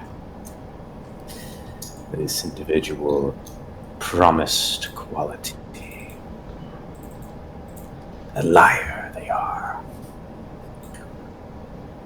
Can we get it in writing that if we do this, we're free? And she says, I am a being that does not go back on word once given. Okay, well, I am a being who does not know who you are, so... You could also be Swindler, you could be secretly a 17-legged horse under those robes. We've been cheated a lot recently. And she says,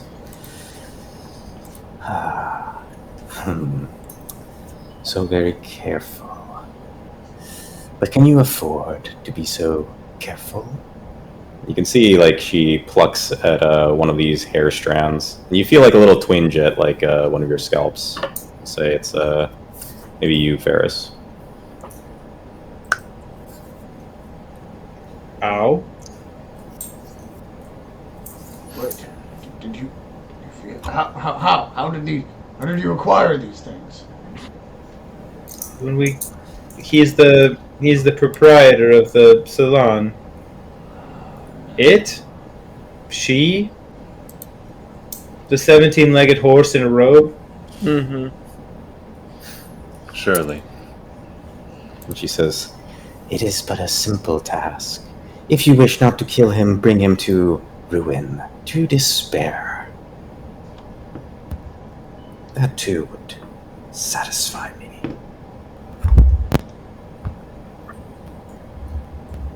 I mean, I guess I don't know this dude.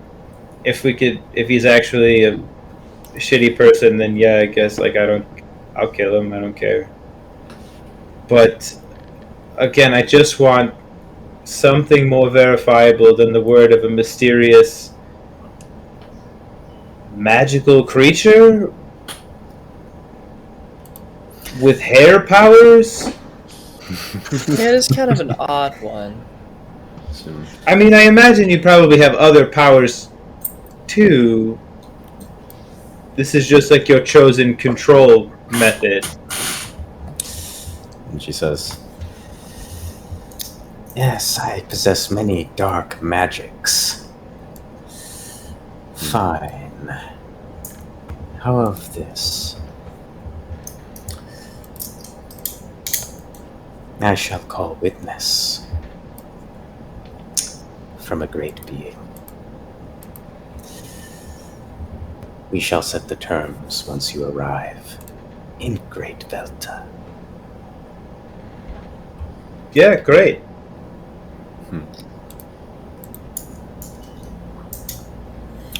Yeah. And you can see that figure in the sky seems to recede and fade away. And your dreams are seemingly brought back to a normal caliber. Would it be alright if I did an Arcana check to see if she could actually follow through on her threats at all, even? Yeah, roll me an Arcana check.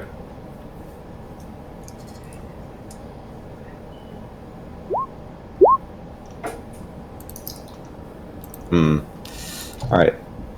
You gather that, given that she has acquired, some piece of your body, there are dark magics that could let her effectively curse you, which would be, like maybe she couldn't kill you, but maybe, she could make your life painful.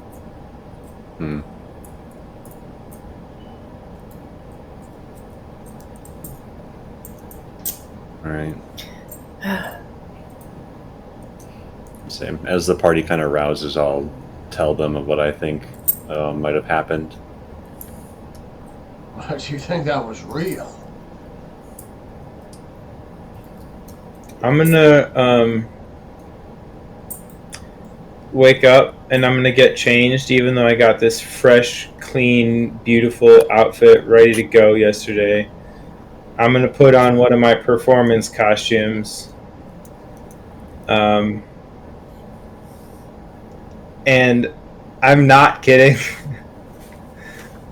I got myself an outfit that I labeled Mysterious Traveler Costume.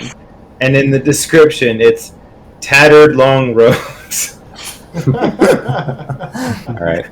Nice. And so I want to sort of dress up like her. Okay. And then, sure. Yeah, go ahead. And as we wake up, to sort of break the tension, I'm gonna gallop around our little campsite and be like, "Look, everyone, I'm a 17-legged magic horse." Oh, that's so good. Oh my gosh. I'll prepare, morning food for everybody, and coffee and that good stuff, whatever we have available. We're not assassins. I don't like this. Neither do We don't have to kill them.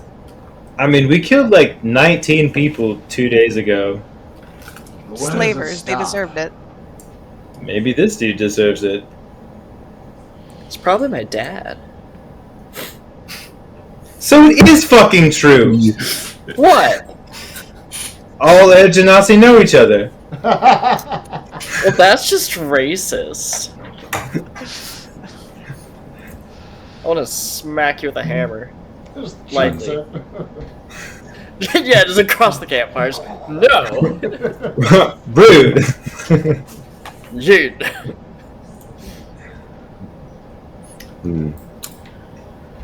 Yeah. Well, yes. Do you discuss these this nighttime premonition outside of like your group of 5, or do you tell like your other companions? I think we should keep it to just us. I do believe that would be the best course of action. Yeah. I'll Well, stop you got it, halfway Strid over there to tell everybody else. I'm like, oh. Yeah. Yeah, and actually, Tintale was with you at the salon, so you can see like she actually like comes up to one of you and she says, "Did any of you have a strange dream?" Yep. Yes, we did. I'm told we're supposed to say no. To everybody else. She says, "I think that thing had my hair. How vulgar." I agree. We're gonna have to find a way out of this. I don't like being beholden to some malevolent force. I mean, we got her to agree to meet us in the city, and we'll set up a contract then. There's always an easy way out of a contract. She can only enforce curse, not death. That's good to know. Curses are easier to break than death. Fair. That they are. Yeah. All right. So you arrive in Great Velta after all that. All right. You guys can all go up to level 4. Oh, hey. Yeah. I love yeah. leveling.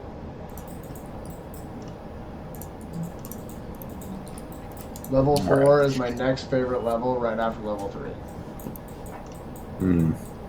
What's What's the level? next? What about after that? Five. Level 5, yeah. Yeah. I don't know. I feel like 5 is better than 4, but yeah. By a little bit, yeah, for sure. I would say I like it a little bit better. Not as much as I like 6, though. So I mean, like, but 4 has the advantage of coming before 5, It's true. Yeah, true. It's true. and that's, I mean, honestly, that's huge.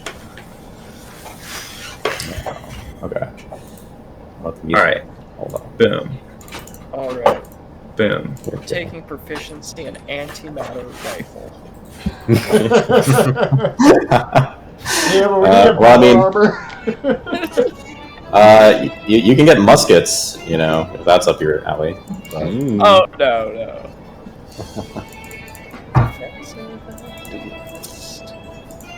all right. So, as you approach Great Velta, it's like an order of magnitude difference compared to Jasish. Yeah, and you can see there are, multiple sort of trade roads that kind of intersect at Great Velta.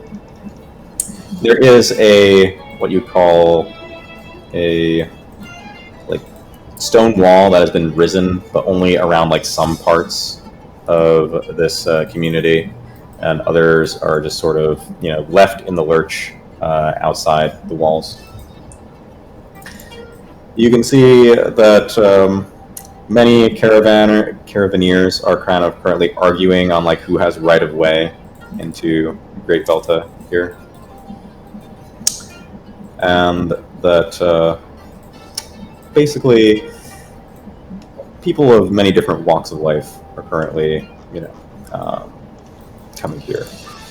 It is a place where you look at the whole world map here.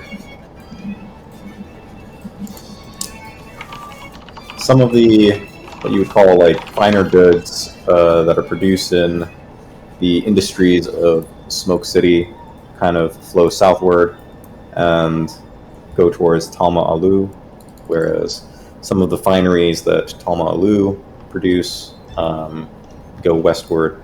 There are many resources that are sort of extracted from the emirates of the Vulture lands, and so Great Velta has sort of a reputation as a place where fortunes can be made, at least for this part of the program.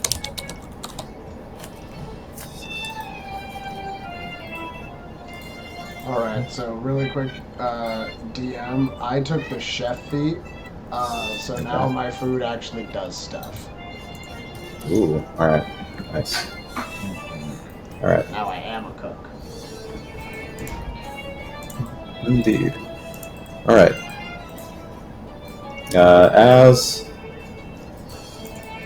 you guys are approaching the trade den, you guys are just, I would take it, going in normally? Oh yeah. Yep. Okay. Alright. As you're heading in, there seems to be, a very token sort of like guard force that administrates sort of the bulk of the trade den. They seem to be basically like asking very basic questions as like merchants seek to bring goods in. But as you approach, they kind of ask you your business and your affiliations.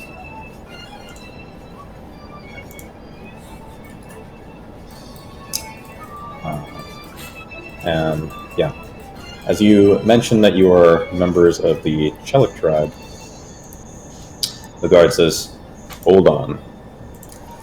We were told about you." Uh-oh. Yeah, big uh-oh. We were told about you? Yeah. And he says, "You're going to have to come with us." Oh. Where to? And he says, "To the Doja's abode."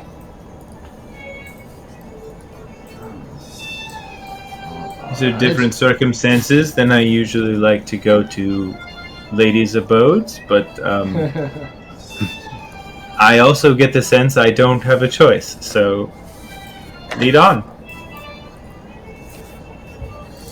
All right. You gather that you're not like under arrest, but that guard was just very bad at breaking the news to you. And they bring you over.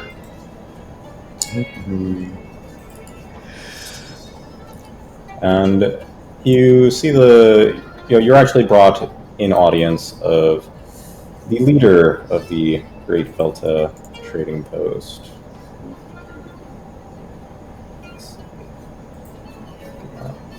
Where's this? Okay. Ooh, that's a cool outfit. Yeah. Mm-hmm. Oh, hell yeah. Yeah, that's fire. I like that. Yeah. So as you basically step into audience, you're brought onto what seems to be a terrace that like overlooks some of Great Velta, and there are sort of like some stone tables and chairs that have been set there. You gather that this is probably like an overlook where some food is served, and kind of like a restaurant, basically terrace. But it is currently cleared out as of the moment, and she seems to be overlooking Great Velta. And as you step onto the terrace, how do you introduce yourself?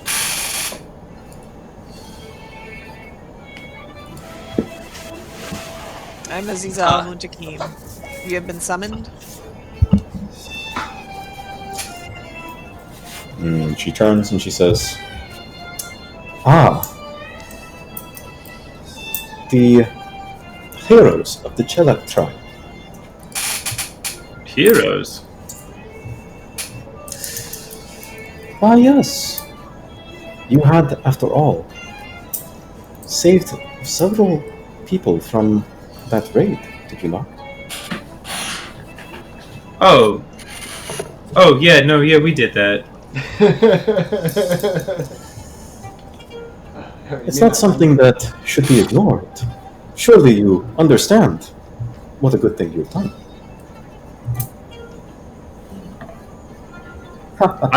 I'm pretty new to the doing the right thing, and your dude made it seem like we were for sure under arrest. So this took a really good turn early on, but I don't think any of us were ready for it. She seems to find this amusing, and she says, I will be having lunch soon. There will be a few annoying people about, but please, let us have a meal together. She gestures over to this stone table, which seems to say, a decent number of guests. And she says, the Chelak tribe. Is Honored Kumul going to be arriving?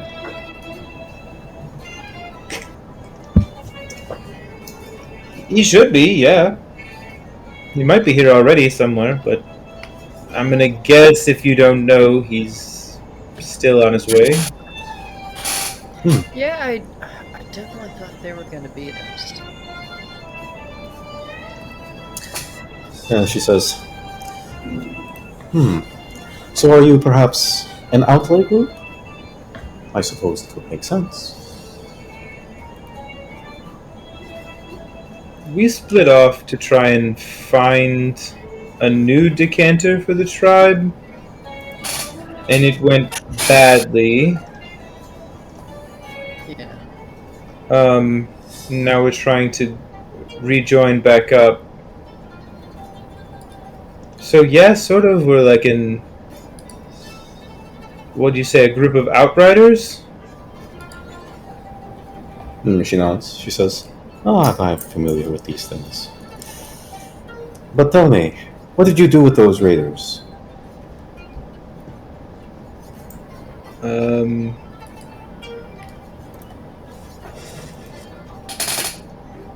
How? I'm gonna look around the room. Like, are we in like polite company, or is it like she's fancy and everyone else is kind of regular? It's mainly so. Currently, the restaurant has not been like sort of filled yet. It's just her, and you gather like a bodyguard that is kind of waiting in the wings. Can we speak plainly, or should I treat you like you're a queen? I am a Dojas. That is not an Amira, and certainly not a Sultan. Yeah, no, you treat a woman like a princess, then a queen, then a goddess, then as a woman, and then, only then, as a person. Okay, this is so complicated. I am one to prefer plain speech. We made absolute fools of them. You gather that she is pleased by this. It was, frankly hilarious and bloody, and the worst of them got away. Well, I guess he wasn't technically a raider, but One of the Al-Rabiba left. After threatening the rest of the hostages, we allowed him to depart unhurt, but the rest of them are now dead. That the Al-Rabiba would seek to trade so close. Have they no shame sometimes? She shrugs. She says, regardless, that you have handled so superbly a band of these Red Sand Raiders. those were Red Sand Raiders. Couldn't tell. Many of them are affiliated through one way or another. They all. I'm gonna turn to Aziza and be like, then hell yeah, if I'm in, we can take him.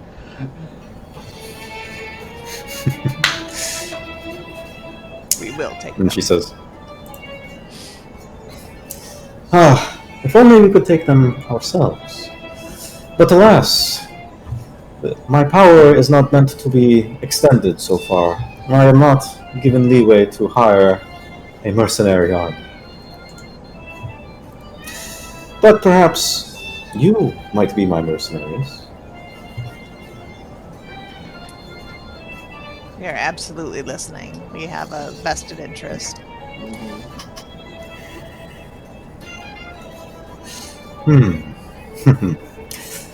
Interesting. Then, before all the riffraff comes streaming in, I shall tell you what I seek from you, and you shall give it due consideration.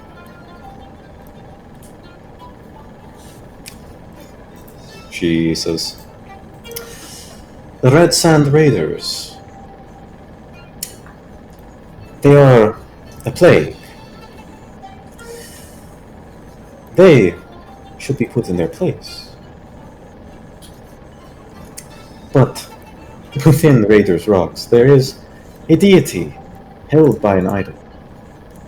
It protects the place, offers those raiders protections. I do not mean something esoteric. Rather, the spirits of past bandits are brought back to fight and defend the living. Okay. No.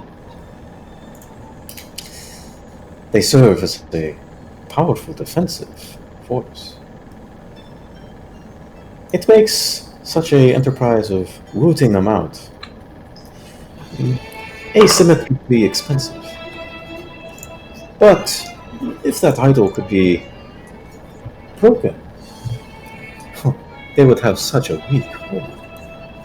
They would be so demoralized. And we'll be allowing these spirits to finally rest where they should be. The cruel fate. And she says, they are the spirits of vagabonds and raiders and ne'er-do-wells. They deserve no rest. But if it brings peace to you,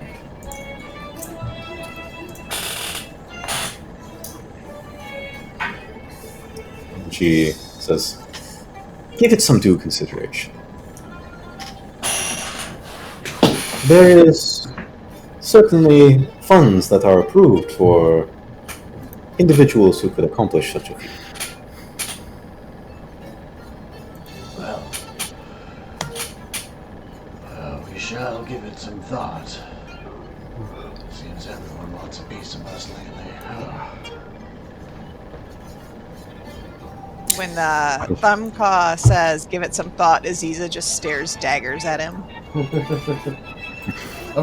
Yeah. Aziza, of course. We'll go and we'll find them, but we have to drive a good bargain. Yeah. You can see the bodyguard, he kind of says, like, Madame Anwa, the lunch dignitaries have arrived. We should not delay any further. She says, oh, but very well then. You should stay. Perhaps you will find some interesting connections here. It's not often that you get to dine with the Doges. I would love to stay for lunch. I'd love to stay for the Doges.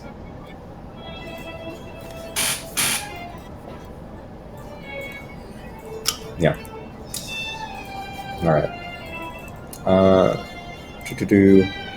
And she says, by the by, if you are individuals who perhaps recover antiquities, there is an auction here at Great Velta. Yes, so we've Perhaps. heard. Auction? Yes. Perhaps if you required something valuable, I could lend you one of my spots. Oh, Wow. that'd be cool. She'll just look right at Ferris.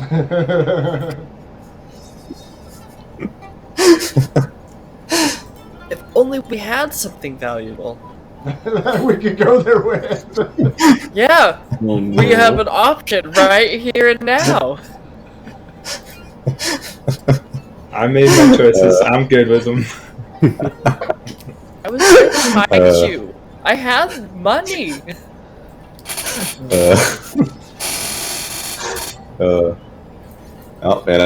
that's player agency right there. True. Wouldn't have it any other way. True. Absolutely. All right. You also see a couple of interesting individuals who show up to this luncheon. You find one who seems to be a seller of. There's a spice merchant, different guy, though he seems to be like almost related to the other guy. Very similar kind of look to him. There is a guy who seems to be like selling like ancient potteries. He seems to be very passionate about the history of these potteries, as well as somebody who seems to be selling exotic instruments, and another individual who says he comes up to you and he says, have you perhaps considered buying your own freedom and luxury in a place of wonder? Speak plainly. What I say is that, as travelers, one would want comfortable accommodation in some of the places they would go, yes? Especially the places that you love most. Yeah. Sure. Says, well, for 2 weeks a year, one of those places can be simply yours. You simply need to pay in advance. I saw it. I knew you it was have coming. any- It was a fucking timeshare. Do you have any like coupons or discounts or gift cards that we can have? Typically, you Sitting give us through a free this? meal, I want to say. For us to hear the spiel. Yeah. Alright, sure. However, if you want the coupon, you'll have to make a wisdom saving throw, otherwise he might convince you.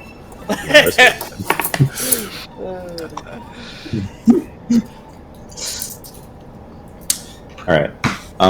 But yes. You also find at this event. No, I was gonna say that the Doja's, at least in her picture, it looks like she has elvish ears. Is that accurate? That is accurate. I'm gonna say to her in elvish, like fully plainly, assuming most people probably don't speak elvish here.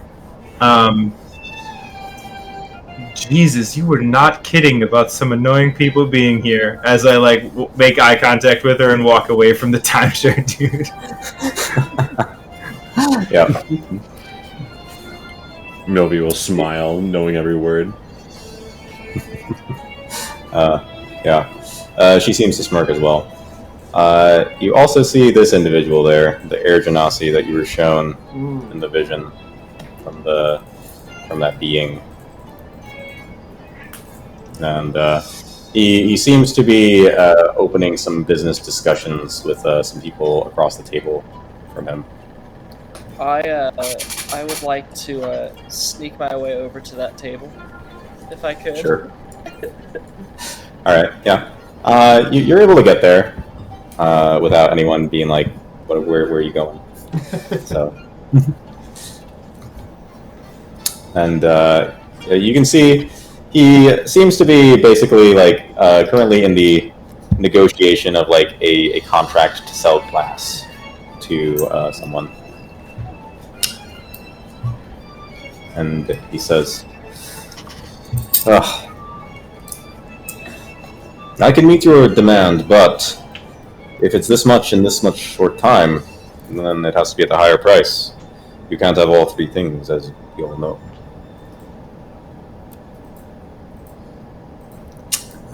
And you can see that he's quite, very much focused on the business. Oh, that's fine. I'll wait for him to get finished. Yeah.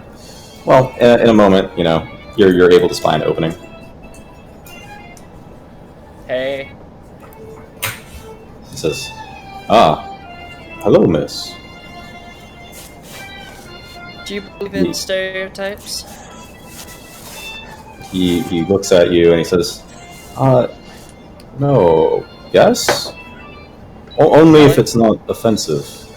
That's fair. I'm Zariah. We're supposed to all know each other. That one over there, I'll point to Ferris, said so. That he looks at you. Make an insight check.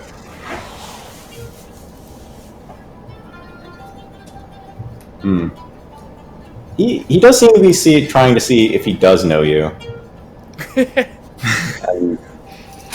And he says, "You do remind me of someone. I was a long time ago." Fair. He shrugs and he says, "Well, I'm afraid I don't know you. But would you be interested in glass?" Who wouldn't be?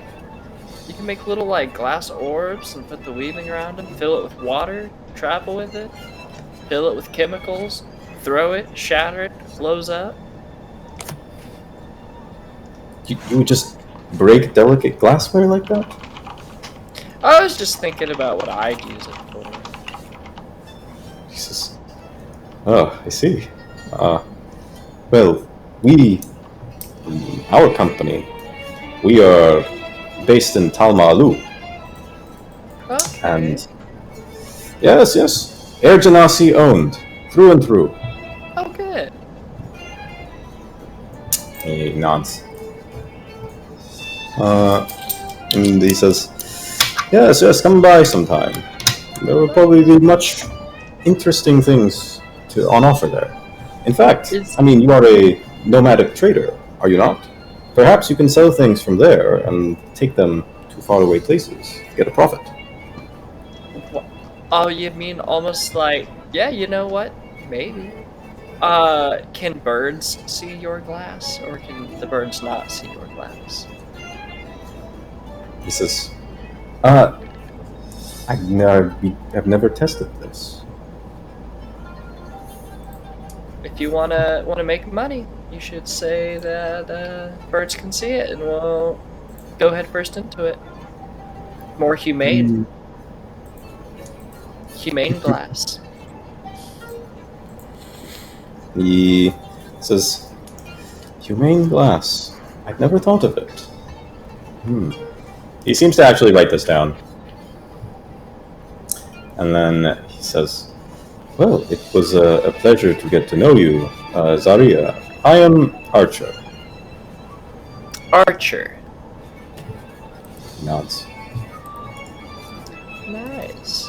So you're a glass salesman. Glass magnate. Thank you. Oh, even fancier. So do you sell a lot of glass to people around, or? Of course. You see, all these religious people in Talma Alu, there's a huge demand for glass.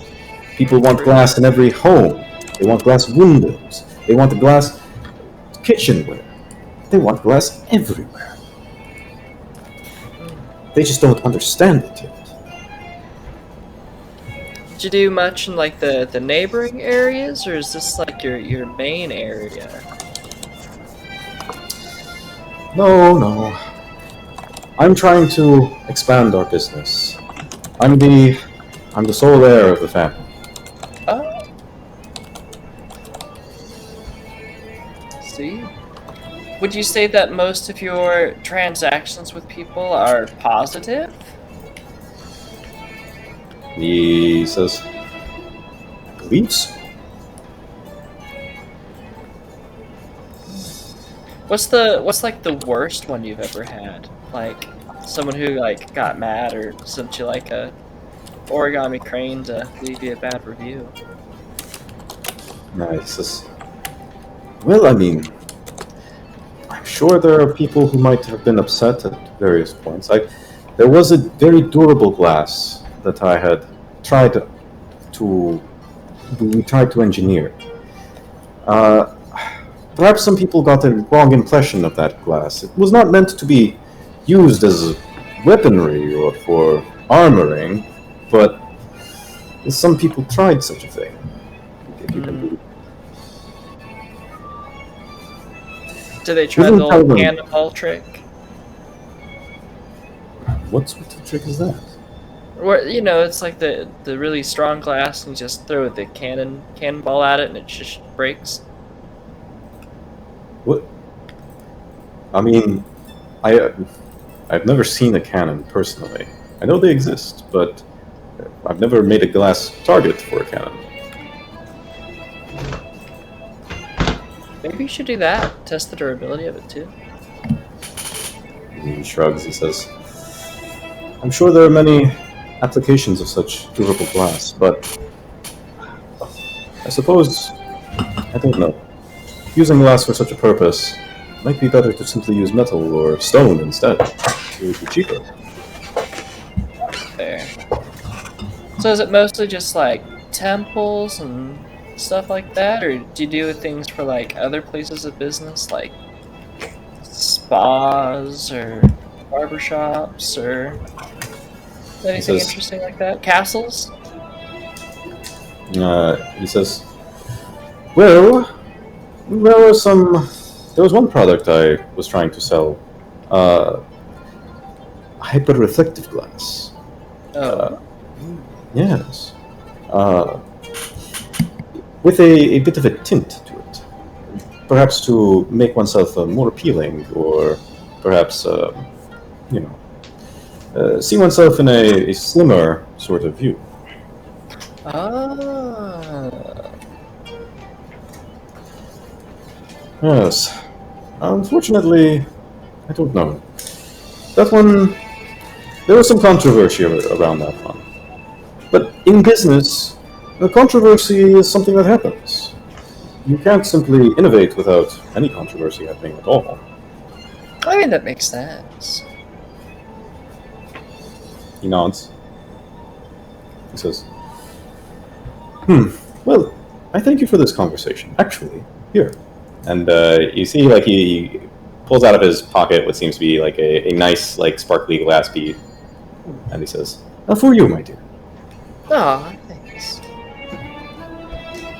He says, yes, make sure you tell everyone of the, what's it called? The Sapropo Glassworks. Sapropo Glassworks.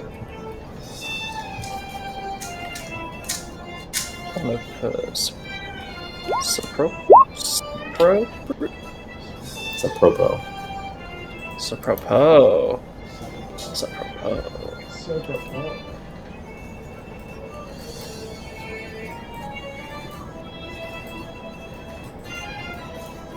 Yep.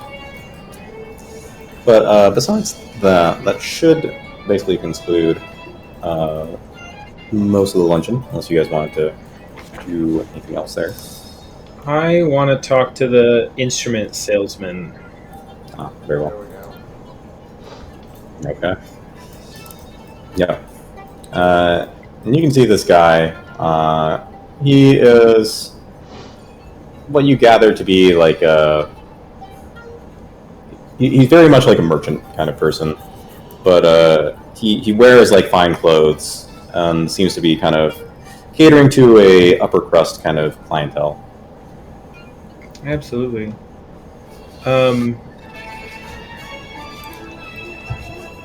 I will say to him, afternoon. Good to meet you. I'm Ferris. Full disclosure, my instrument needs are largely met at the current time, but perhaps you, as a traveling man who deals in such things, might have heard of this. I have one potential lead already. Perhaps we could trade for some information, if you know anything. And he says, You want to trade rumors, eh? You heard of the long-dead musician named Shasir Nama? Who has not heard of that musician? A great many regular people, but I figured you are not in that category given your profession. I suppose you're right. No.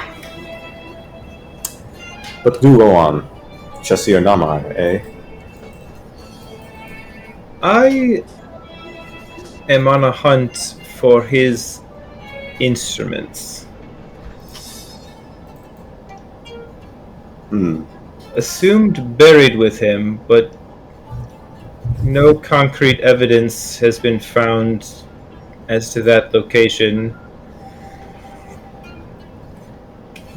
We don't know where he's buried. We don't know where his instruments are. They haven't been seen in probably just over 100 years now. Nods. Rumor has it that a painted sorcerer collected a debt from him just before he died. Does that mean anything to you? He says, Alright, I'm gonna roll a check for him. He says, there was a painted sorcerer that he had an acquaintance with. I know this, that sorcerer, they had a close friendship, but the name eludes me. But yes, that makes sense to me. So it wasn't just like collecting a debt, it was a friend. Perhaps collecting a debt, but in a much more personal way. That definitely lends credence to the rumor for sure. If I were a close friend like that, what's more important to a musician than his tools? He says, everyone would say that his instruments were his life by that point. So, perhaps, to his friend, he was so grateful that he would give up the vestiges of his life.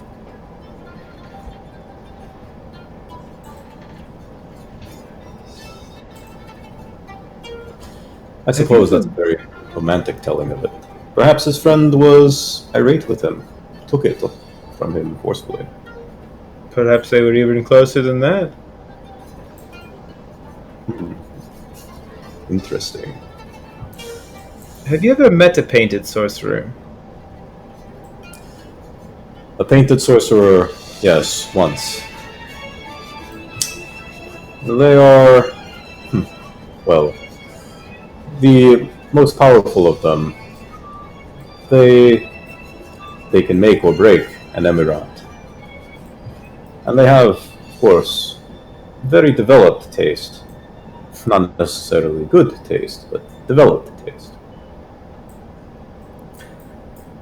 I will say, perhaps I could go without another such meeting.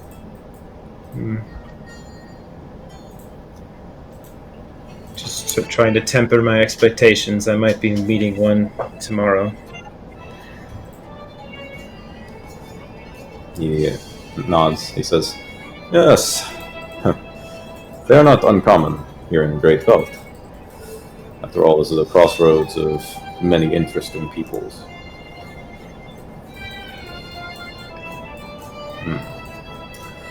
Tell me, are you interested perhaps in a instrument of magic?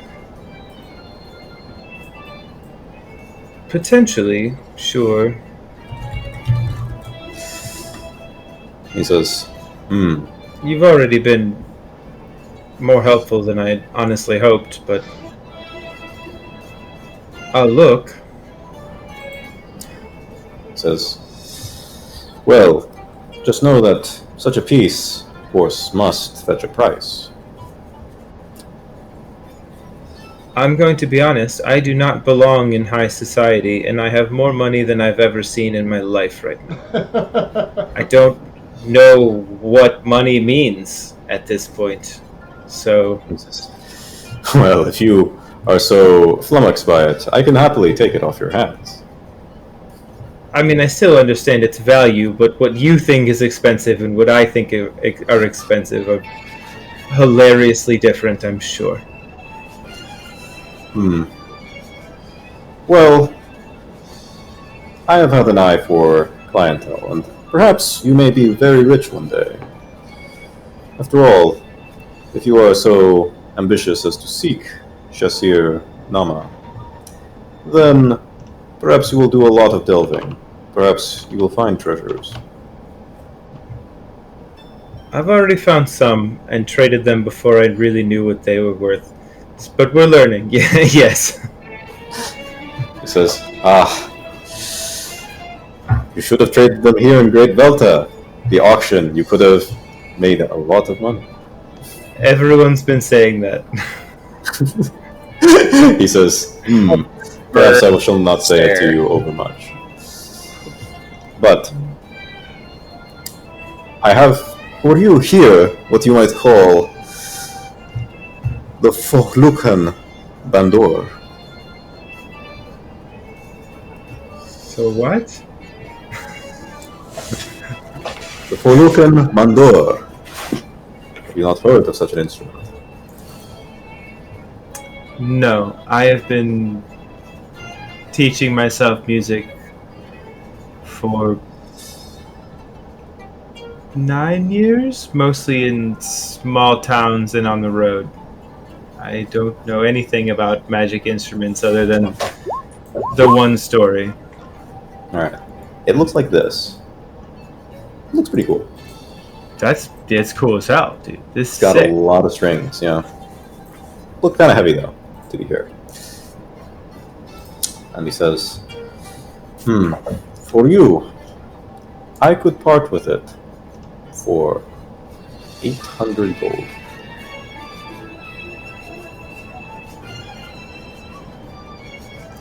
Yeah, this is where I said I don't understand. Because that's a lot of money, but I also have a lot of money.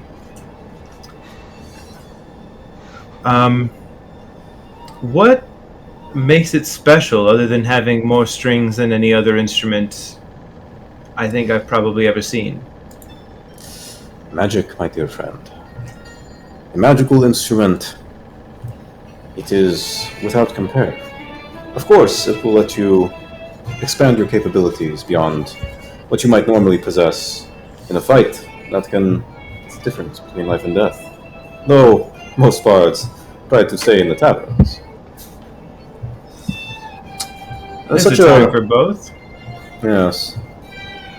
The Folukhan Bandor can help you cast spells such as being able to speak with animals, or being able to levitate oneself. It's kind of cool. It is pretty cool. It is pretty cool. I think I would look good flying.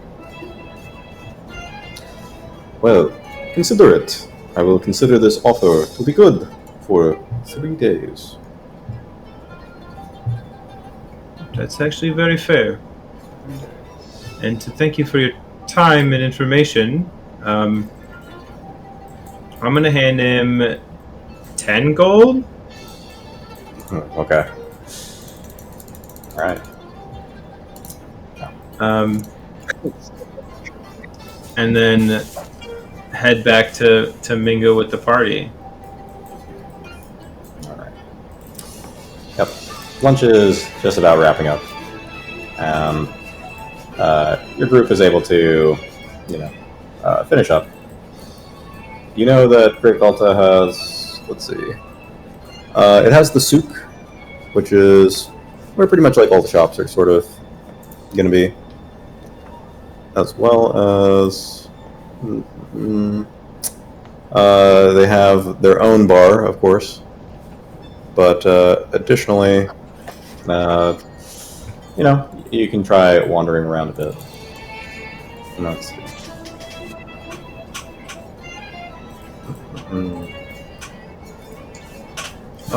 I also would have given Thrumclaw and Zariah heroic inspiration from musician. Dope, Dang. thank you.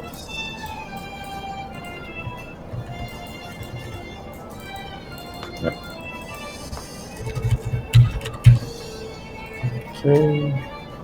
So I have it. I've given it. I also, Cyclone, if you're curious, I picked up Warcaster at 4. Okay. So did I. So Very I much an almost auto did, pick for but most I decided casters, to go really. for Honestly. the roleplay. But I also, I also now get to do the fun reaction spell, and it's good.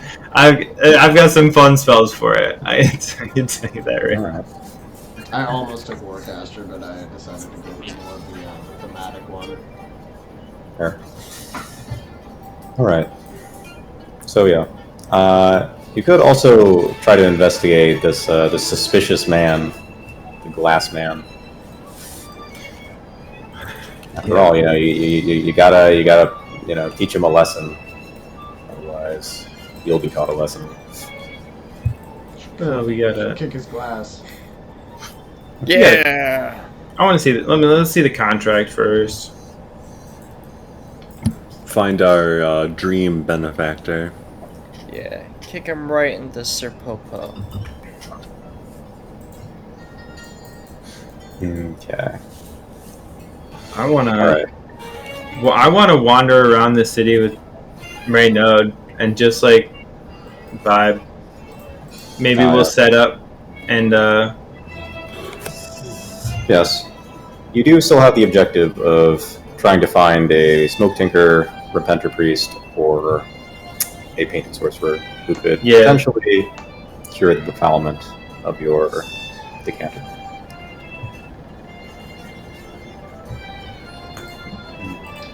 And actually, Renaud can give you the introduction.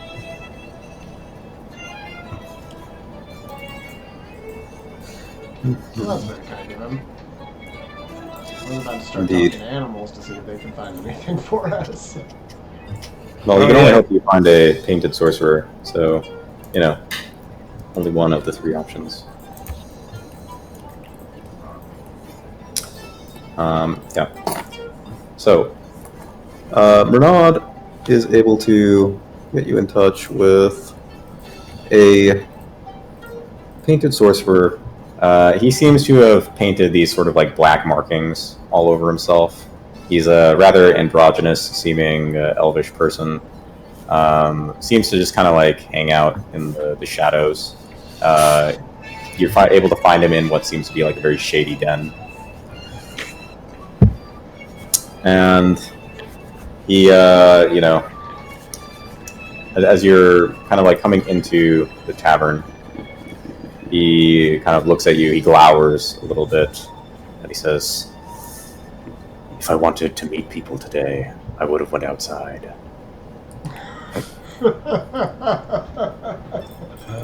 Yeah, sorry for bothering you in your very morose corner of the world. All right, out with it. Potential assistance request. Well, request for potential assistance.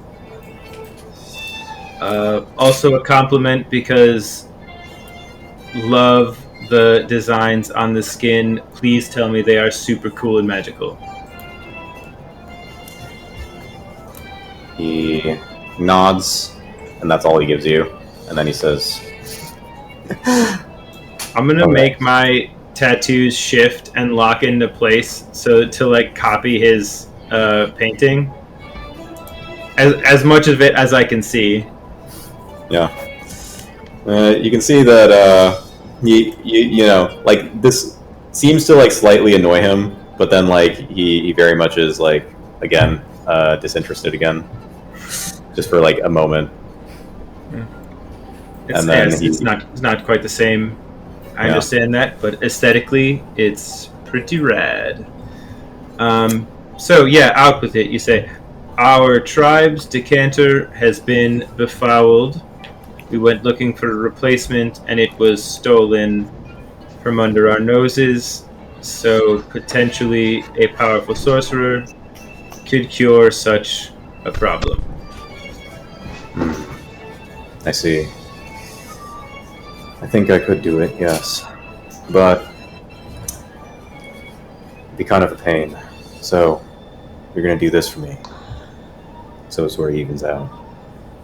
He pulls out like what seems to be this this like small statuette. It says, I was assigned to do this task of infusing spirit into this thing. But I'd just rather not. So you do this for me instead.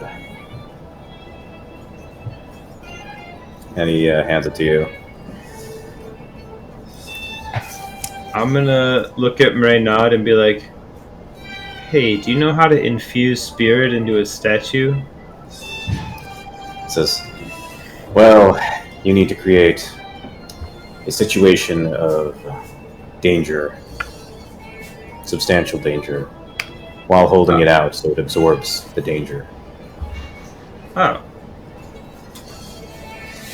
But it's also fragile, so don't let the danger break it.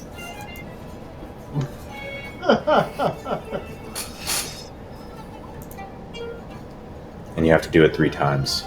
Naturally. Like I have to hold it out 3 times, or it has to absorb 3 different dangers? 3 different instances of dangers. And mechanically what that means is that in 3 different hard encounters, you need to have one person hold out this statuette. That would basically take 1 free hand, and basically, if you take damage while holding the statuette, you have to use your reaction to shield the statuette. Otherwise, the statuette breaks. Sure. Okay. Cool. Yeah, cool.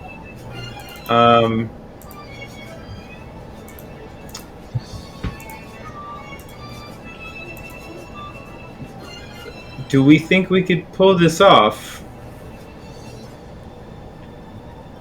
I'll like turn around and ask the party. Aziza gestures to her sword and shield. Do you think you can pull it off?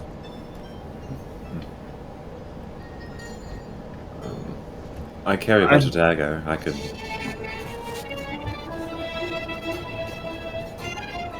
I mean, maybe. I don't need to hold anything, but it seems like it would be for sure a pretty concerted team effort to protect it. Oh yeah, I'm all for it.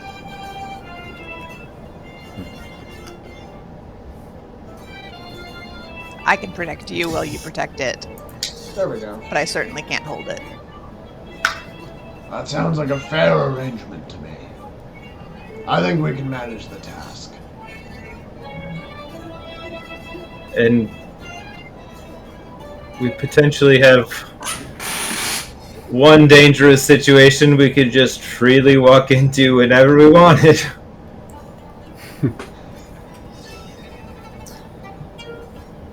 Yep.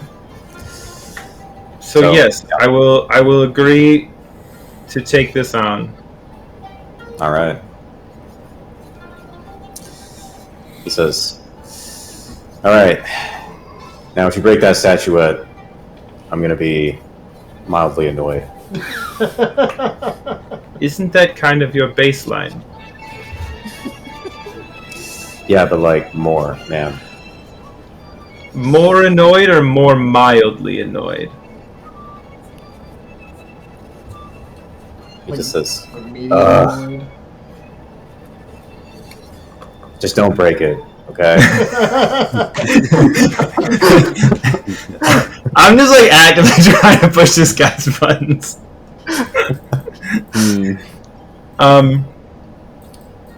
And I'm going to twiddle my fingers and cast Loosen Lips on him. And I'm going to say, So he needs to make a charisma save. Only DC 14. He's probably fine, honestly. Let's be real here. But he might not be. And Sorcerer with Paint. He does a pretty good charisma save. yeah, 100%. That might fail. Let's see. It'd be a +8. So That would just make it. Tragedy.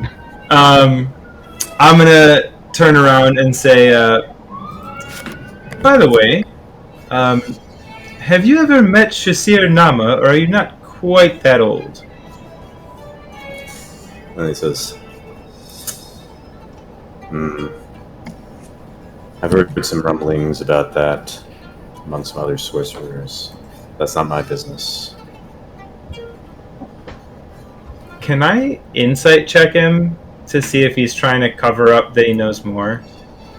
Yeah, you can roll an insight check. Terrible. You gather that, like, he probably just doesn't care, you know? He's a very, lackadaisical kind of guy. Yeah.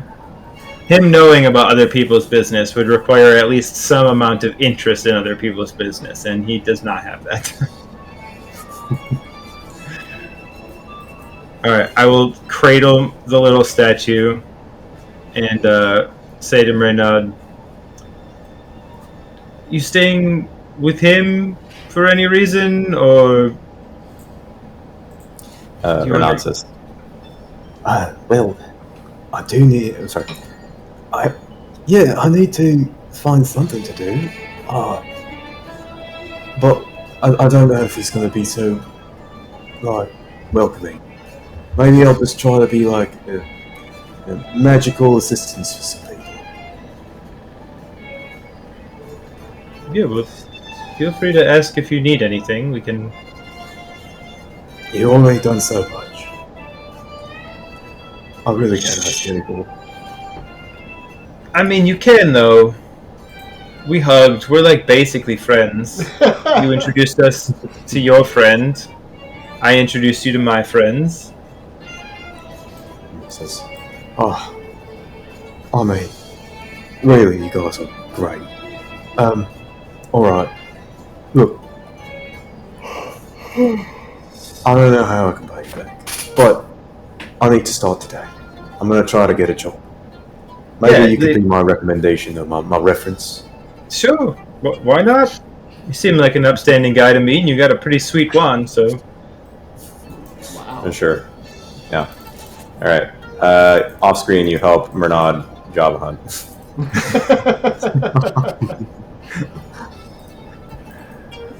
Alright. What about the rest of the party? How do you guys, taking the sights of Great Balta or plan out your next moves? Because there is quite a lot to do.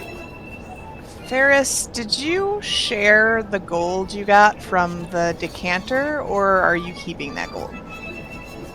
The gold from the big shiny pot? Yep. I just have it in my backpack. I have not done anything with it. Oh god. Ferris, you're gonna get people coming at you with pitchforks, torches. Yep. And that's okay. Ferris will not be okay with it, but Gecko is prepared. Oh boy. Excellent. Alright. Yeah. Well, what about the rest of the party? Zarya, what are you doing at this time? I think at this point in time, I would want to try to see if we could hunt down the glass shop. Alright. Yeah. You can see that the shop has sort of been rented out for, like... You gather that, like, merchants kind of move into some of these stalls, and they don't stay here sort of, like, year-round. Rather, they, like, just bring a whole lot of wares, and then they kind of rent a place out, and then set up shop until, their stock runs out, and then they kind of move on. And so, the glass shop here seems to be freshly stocked, however. Oh, good. Yep. Yeah. And you can see that they have a few hired hands here. and they seem to be working on selling to both consumers, but also showing like some of the more, I guess you'd call it, wealthy clientele who are more inclined to like set up contracts like sort of on a local level or like even larger scales. Yeah, sort of a display room. Yeah. That's kind of what we were going for, looking for the contracts for it. Yeah. Let's stroll up to one of the hired hands. Sure. So, beware of the glass.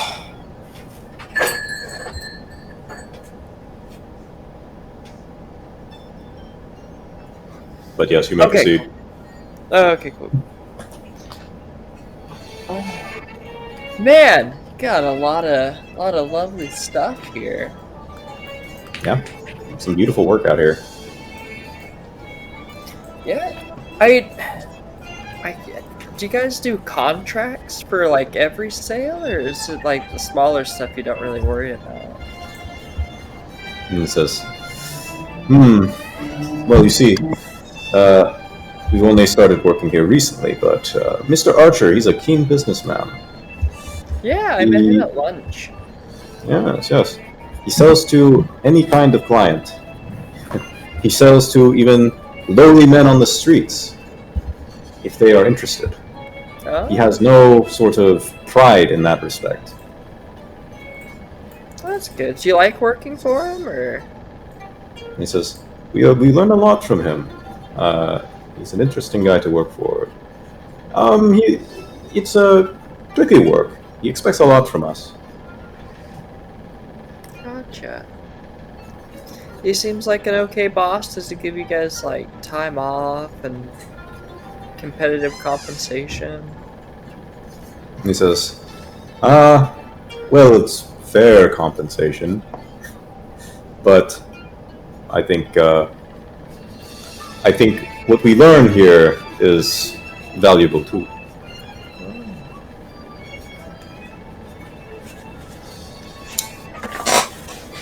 Interesting. Do you guys get many complaints? Oh, well, I don't know if you've probably been here long enough. Like, do people ever try to get like returns, or like? There's many customers that have broken their glassware, and they come crying. They say they wish to have a refund, that they expected the glassware to be sturdier or something. Well, I mean, it's glass, so you can't just manhandle it. He says that's what we tried to tell them. Yeah. Do you guys like have like warranties or anything like that, or is it just like I don't want to say like you buy it. A warranty. Too bad. Yeah. Okay. Cool. That's what I Gotcha. Huh. So how do you like handle like the grumpier ones? Is it just kind of like get out of here? You call the cop, like guards, or like? It's just, well, Archer, he has guards, but he prefers to keep them away from the showrooms and stuff. But he also has a good relationship with, the Dojessa, and her security forces are, they patrol these areas. I see.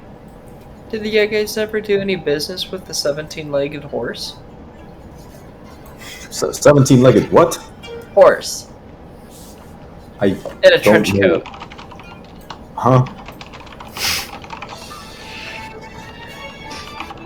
He kind of just says, I've never heard of such a thing. I'm sorry. If this is a business dealing of Mr. Archer, then perhaps you should ask him yourself. That's fair. I didn't want to like freak him out at lunch or anything like that. He says, understandable. Can you imagine how the thing would run? It's like a centipede.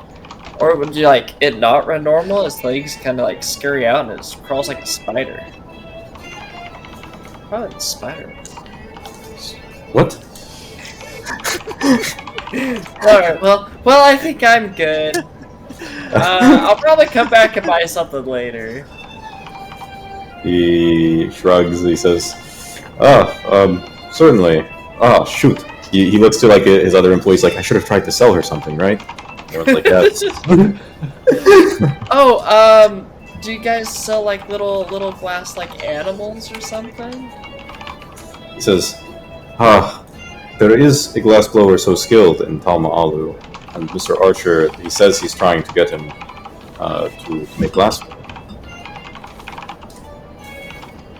Okay, gotcha. Here. How much is a normal plate? I'll buy a plate. Just a single plate. Sure. Yeah, you get a fine glass plate. It's not that expensive. I mean, it is glass, so it would probably cost you like 5 silver. But yeah. Alright, I'll give a gold because I feel bad. Okay. There you go. All right. You can have a tip. Sure. Yeah. Well, all right. We'll do a quick wrap up because I guess you'll get the ironed out contract. All right. So, yeah. That night, when you go to sleep, you can basically, like, there's a moment where you all sort of are pulled into the same dream wavelength. The night outside is once again a reddish night. And this time, floating over, the community of Great Belta, is that same figure in the long, dangling robes with sleeves that are far too long and ragged at the edges, and the face that is almost dyed orange, white hair. It looks down and says, I have returned, and I brought witness. And you can see in the distance what seems to be a great big eye over the horizon. Cat slit eye.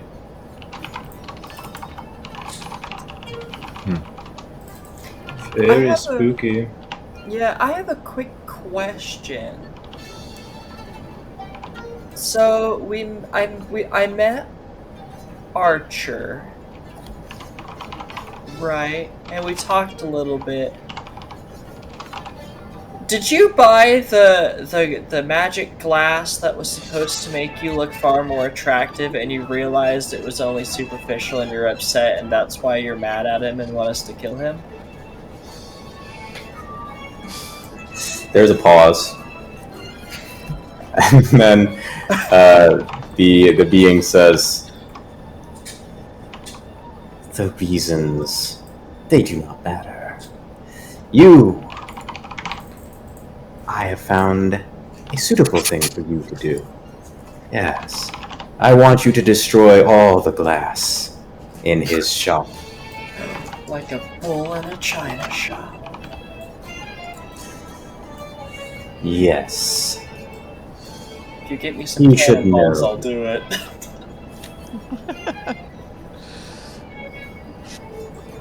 Do this and I will release all of you.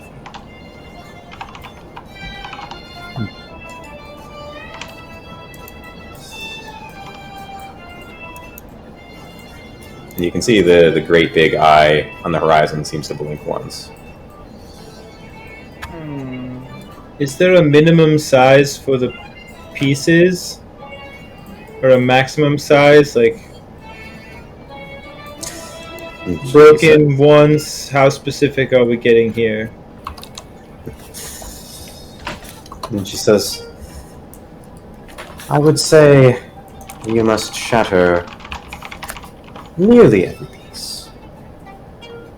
Okay, so if like there's a merchant on the street and then he comes back after we do it, we don't necessarily have to jump him and break all of the stuff he didn't sell. Because, like, the shop itself has been taken care of at this point. Yes. Know that it should be done to my satisfaction. He should be ruined. His little venture here.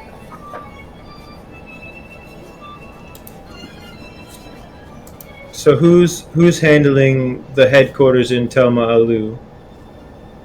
Is that some other different lock of hair you've collected? That is not for you to know. I'm just curious. I just want a full picture of what our expectations are. He must know a lesson, and you shall deposit this. And you can see, almost like thrown down, like in the center of you, is what seems to be like a hand mirror, but made out of like finely crafted glass. And she says, "That's how he shall know it was done on my behest." Can I pick up the mirror and look at myself in it? Yeah. As you look upon yourself, you look, a little bit like slimmer. Some of your blemishes are sort of hidden away.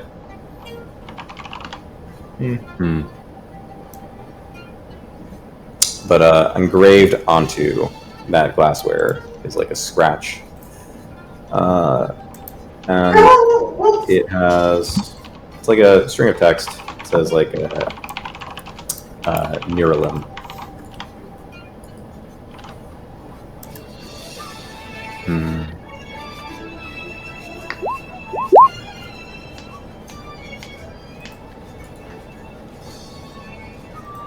And it says, "You must have it be done in 3 days' time."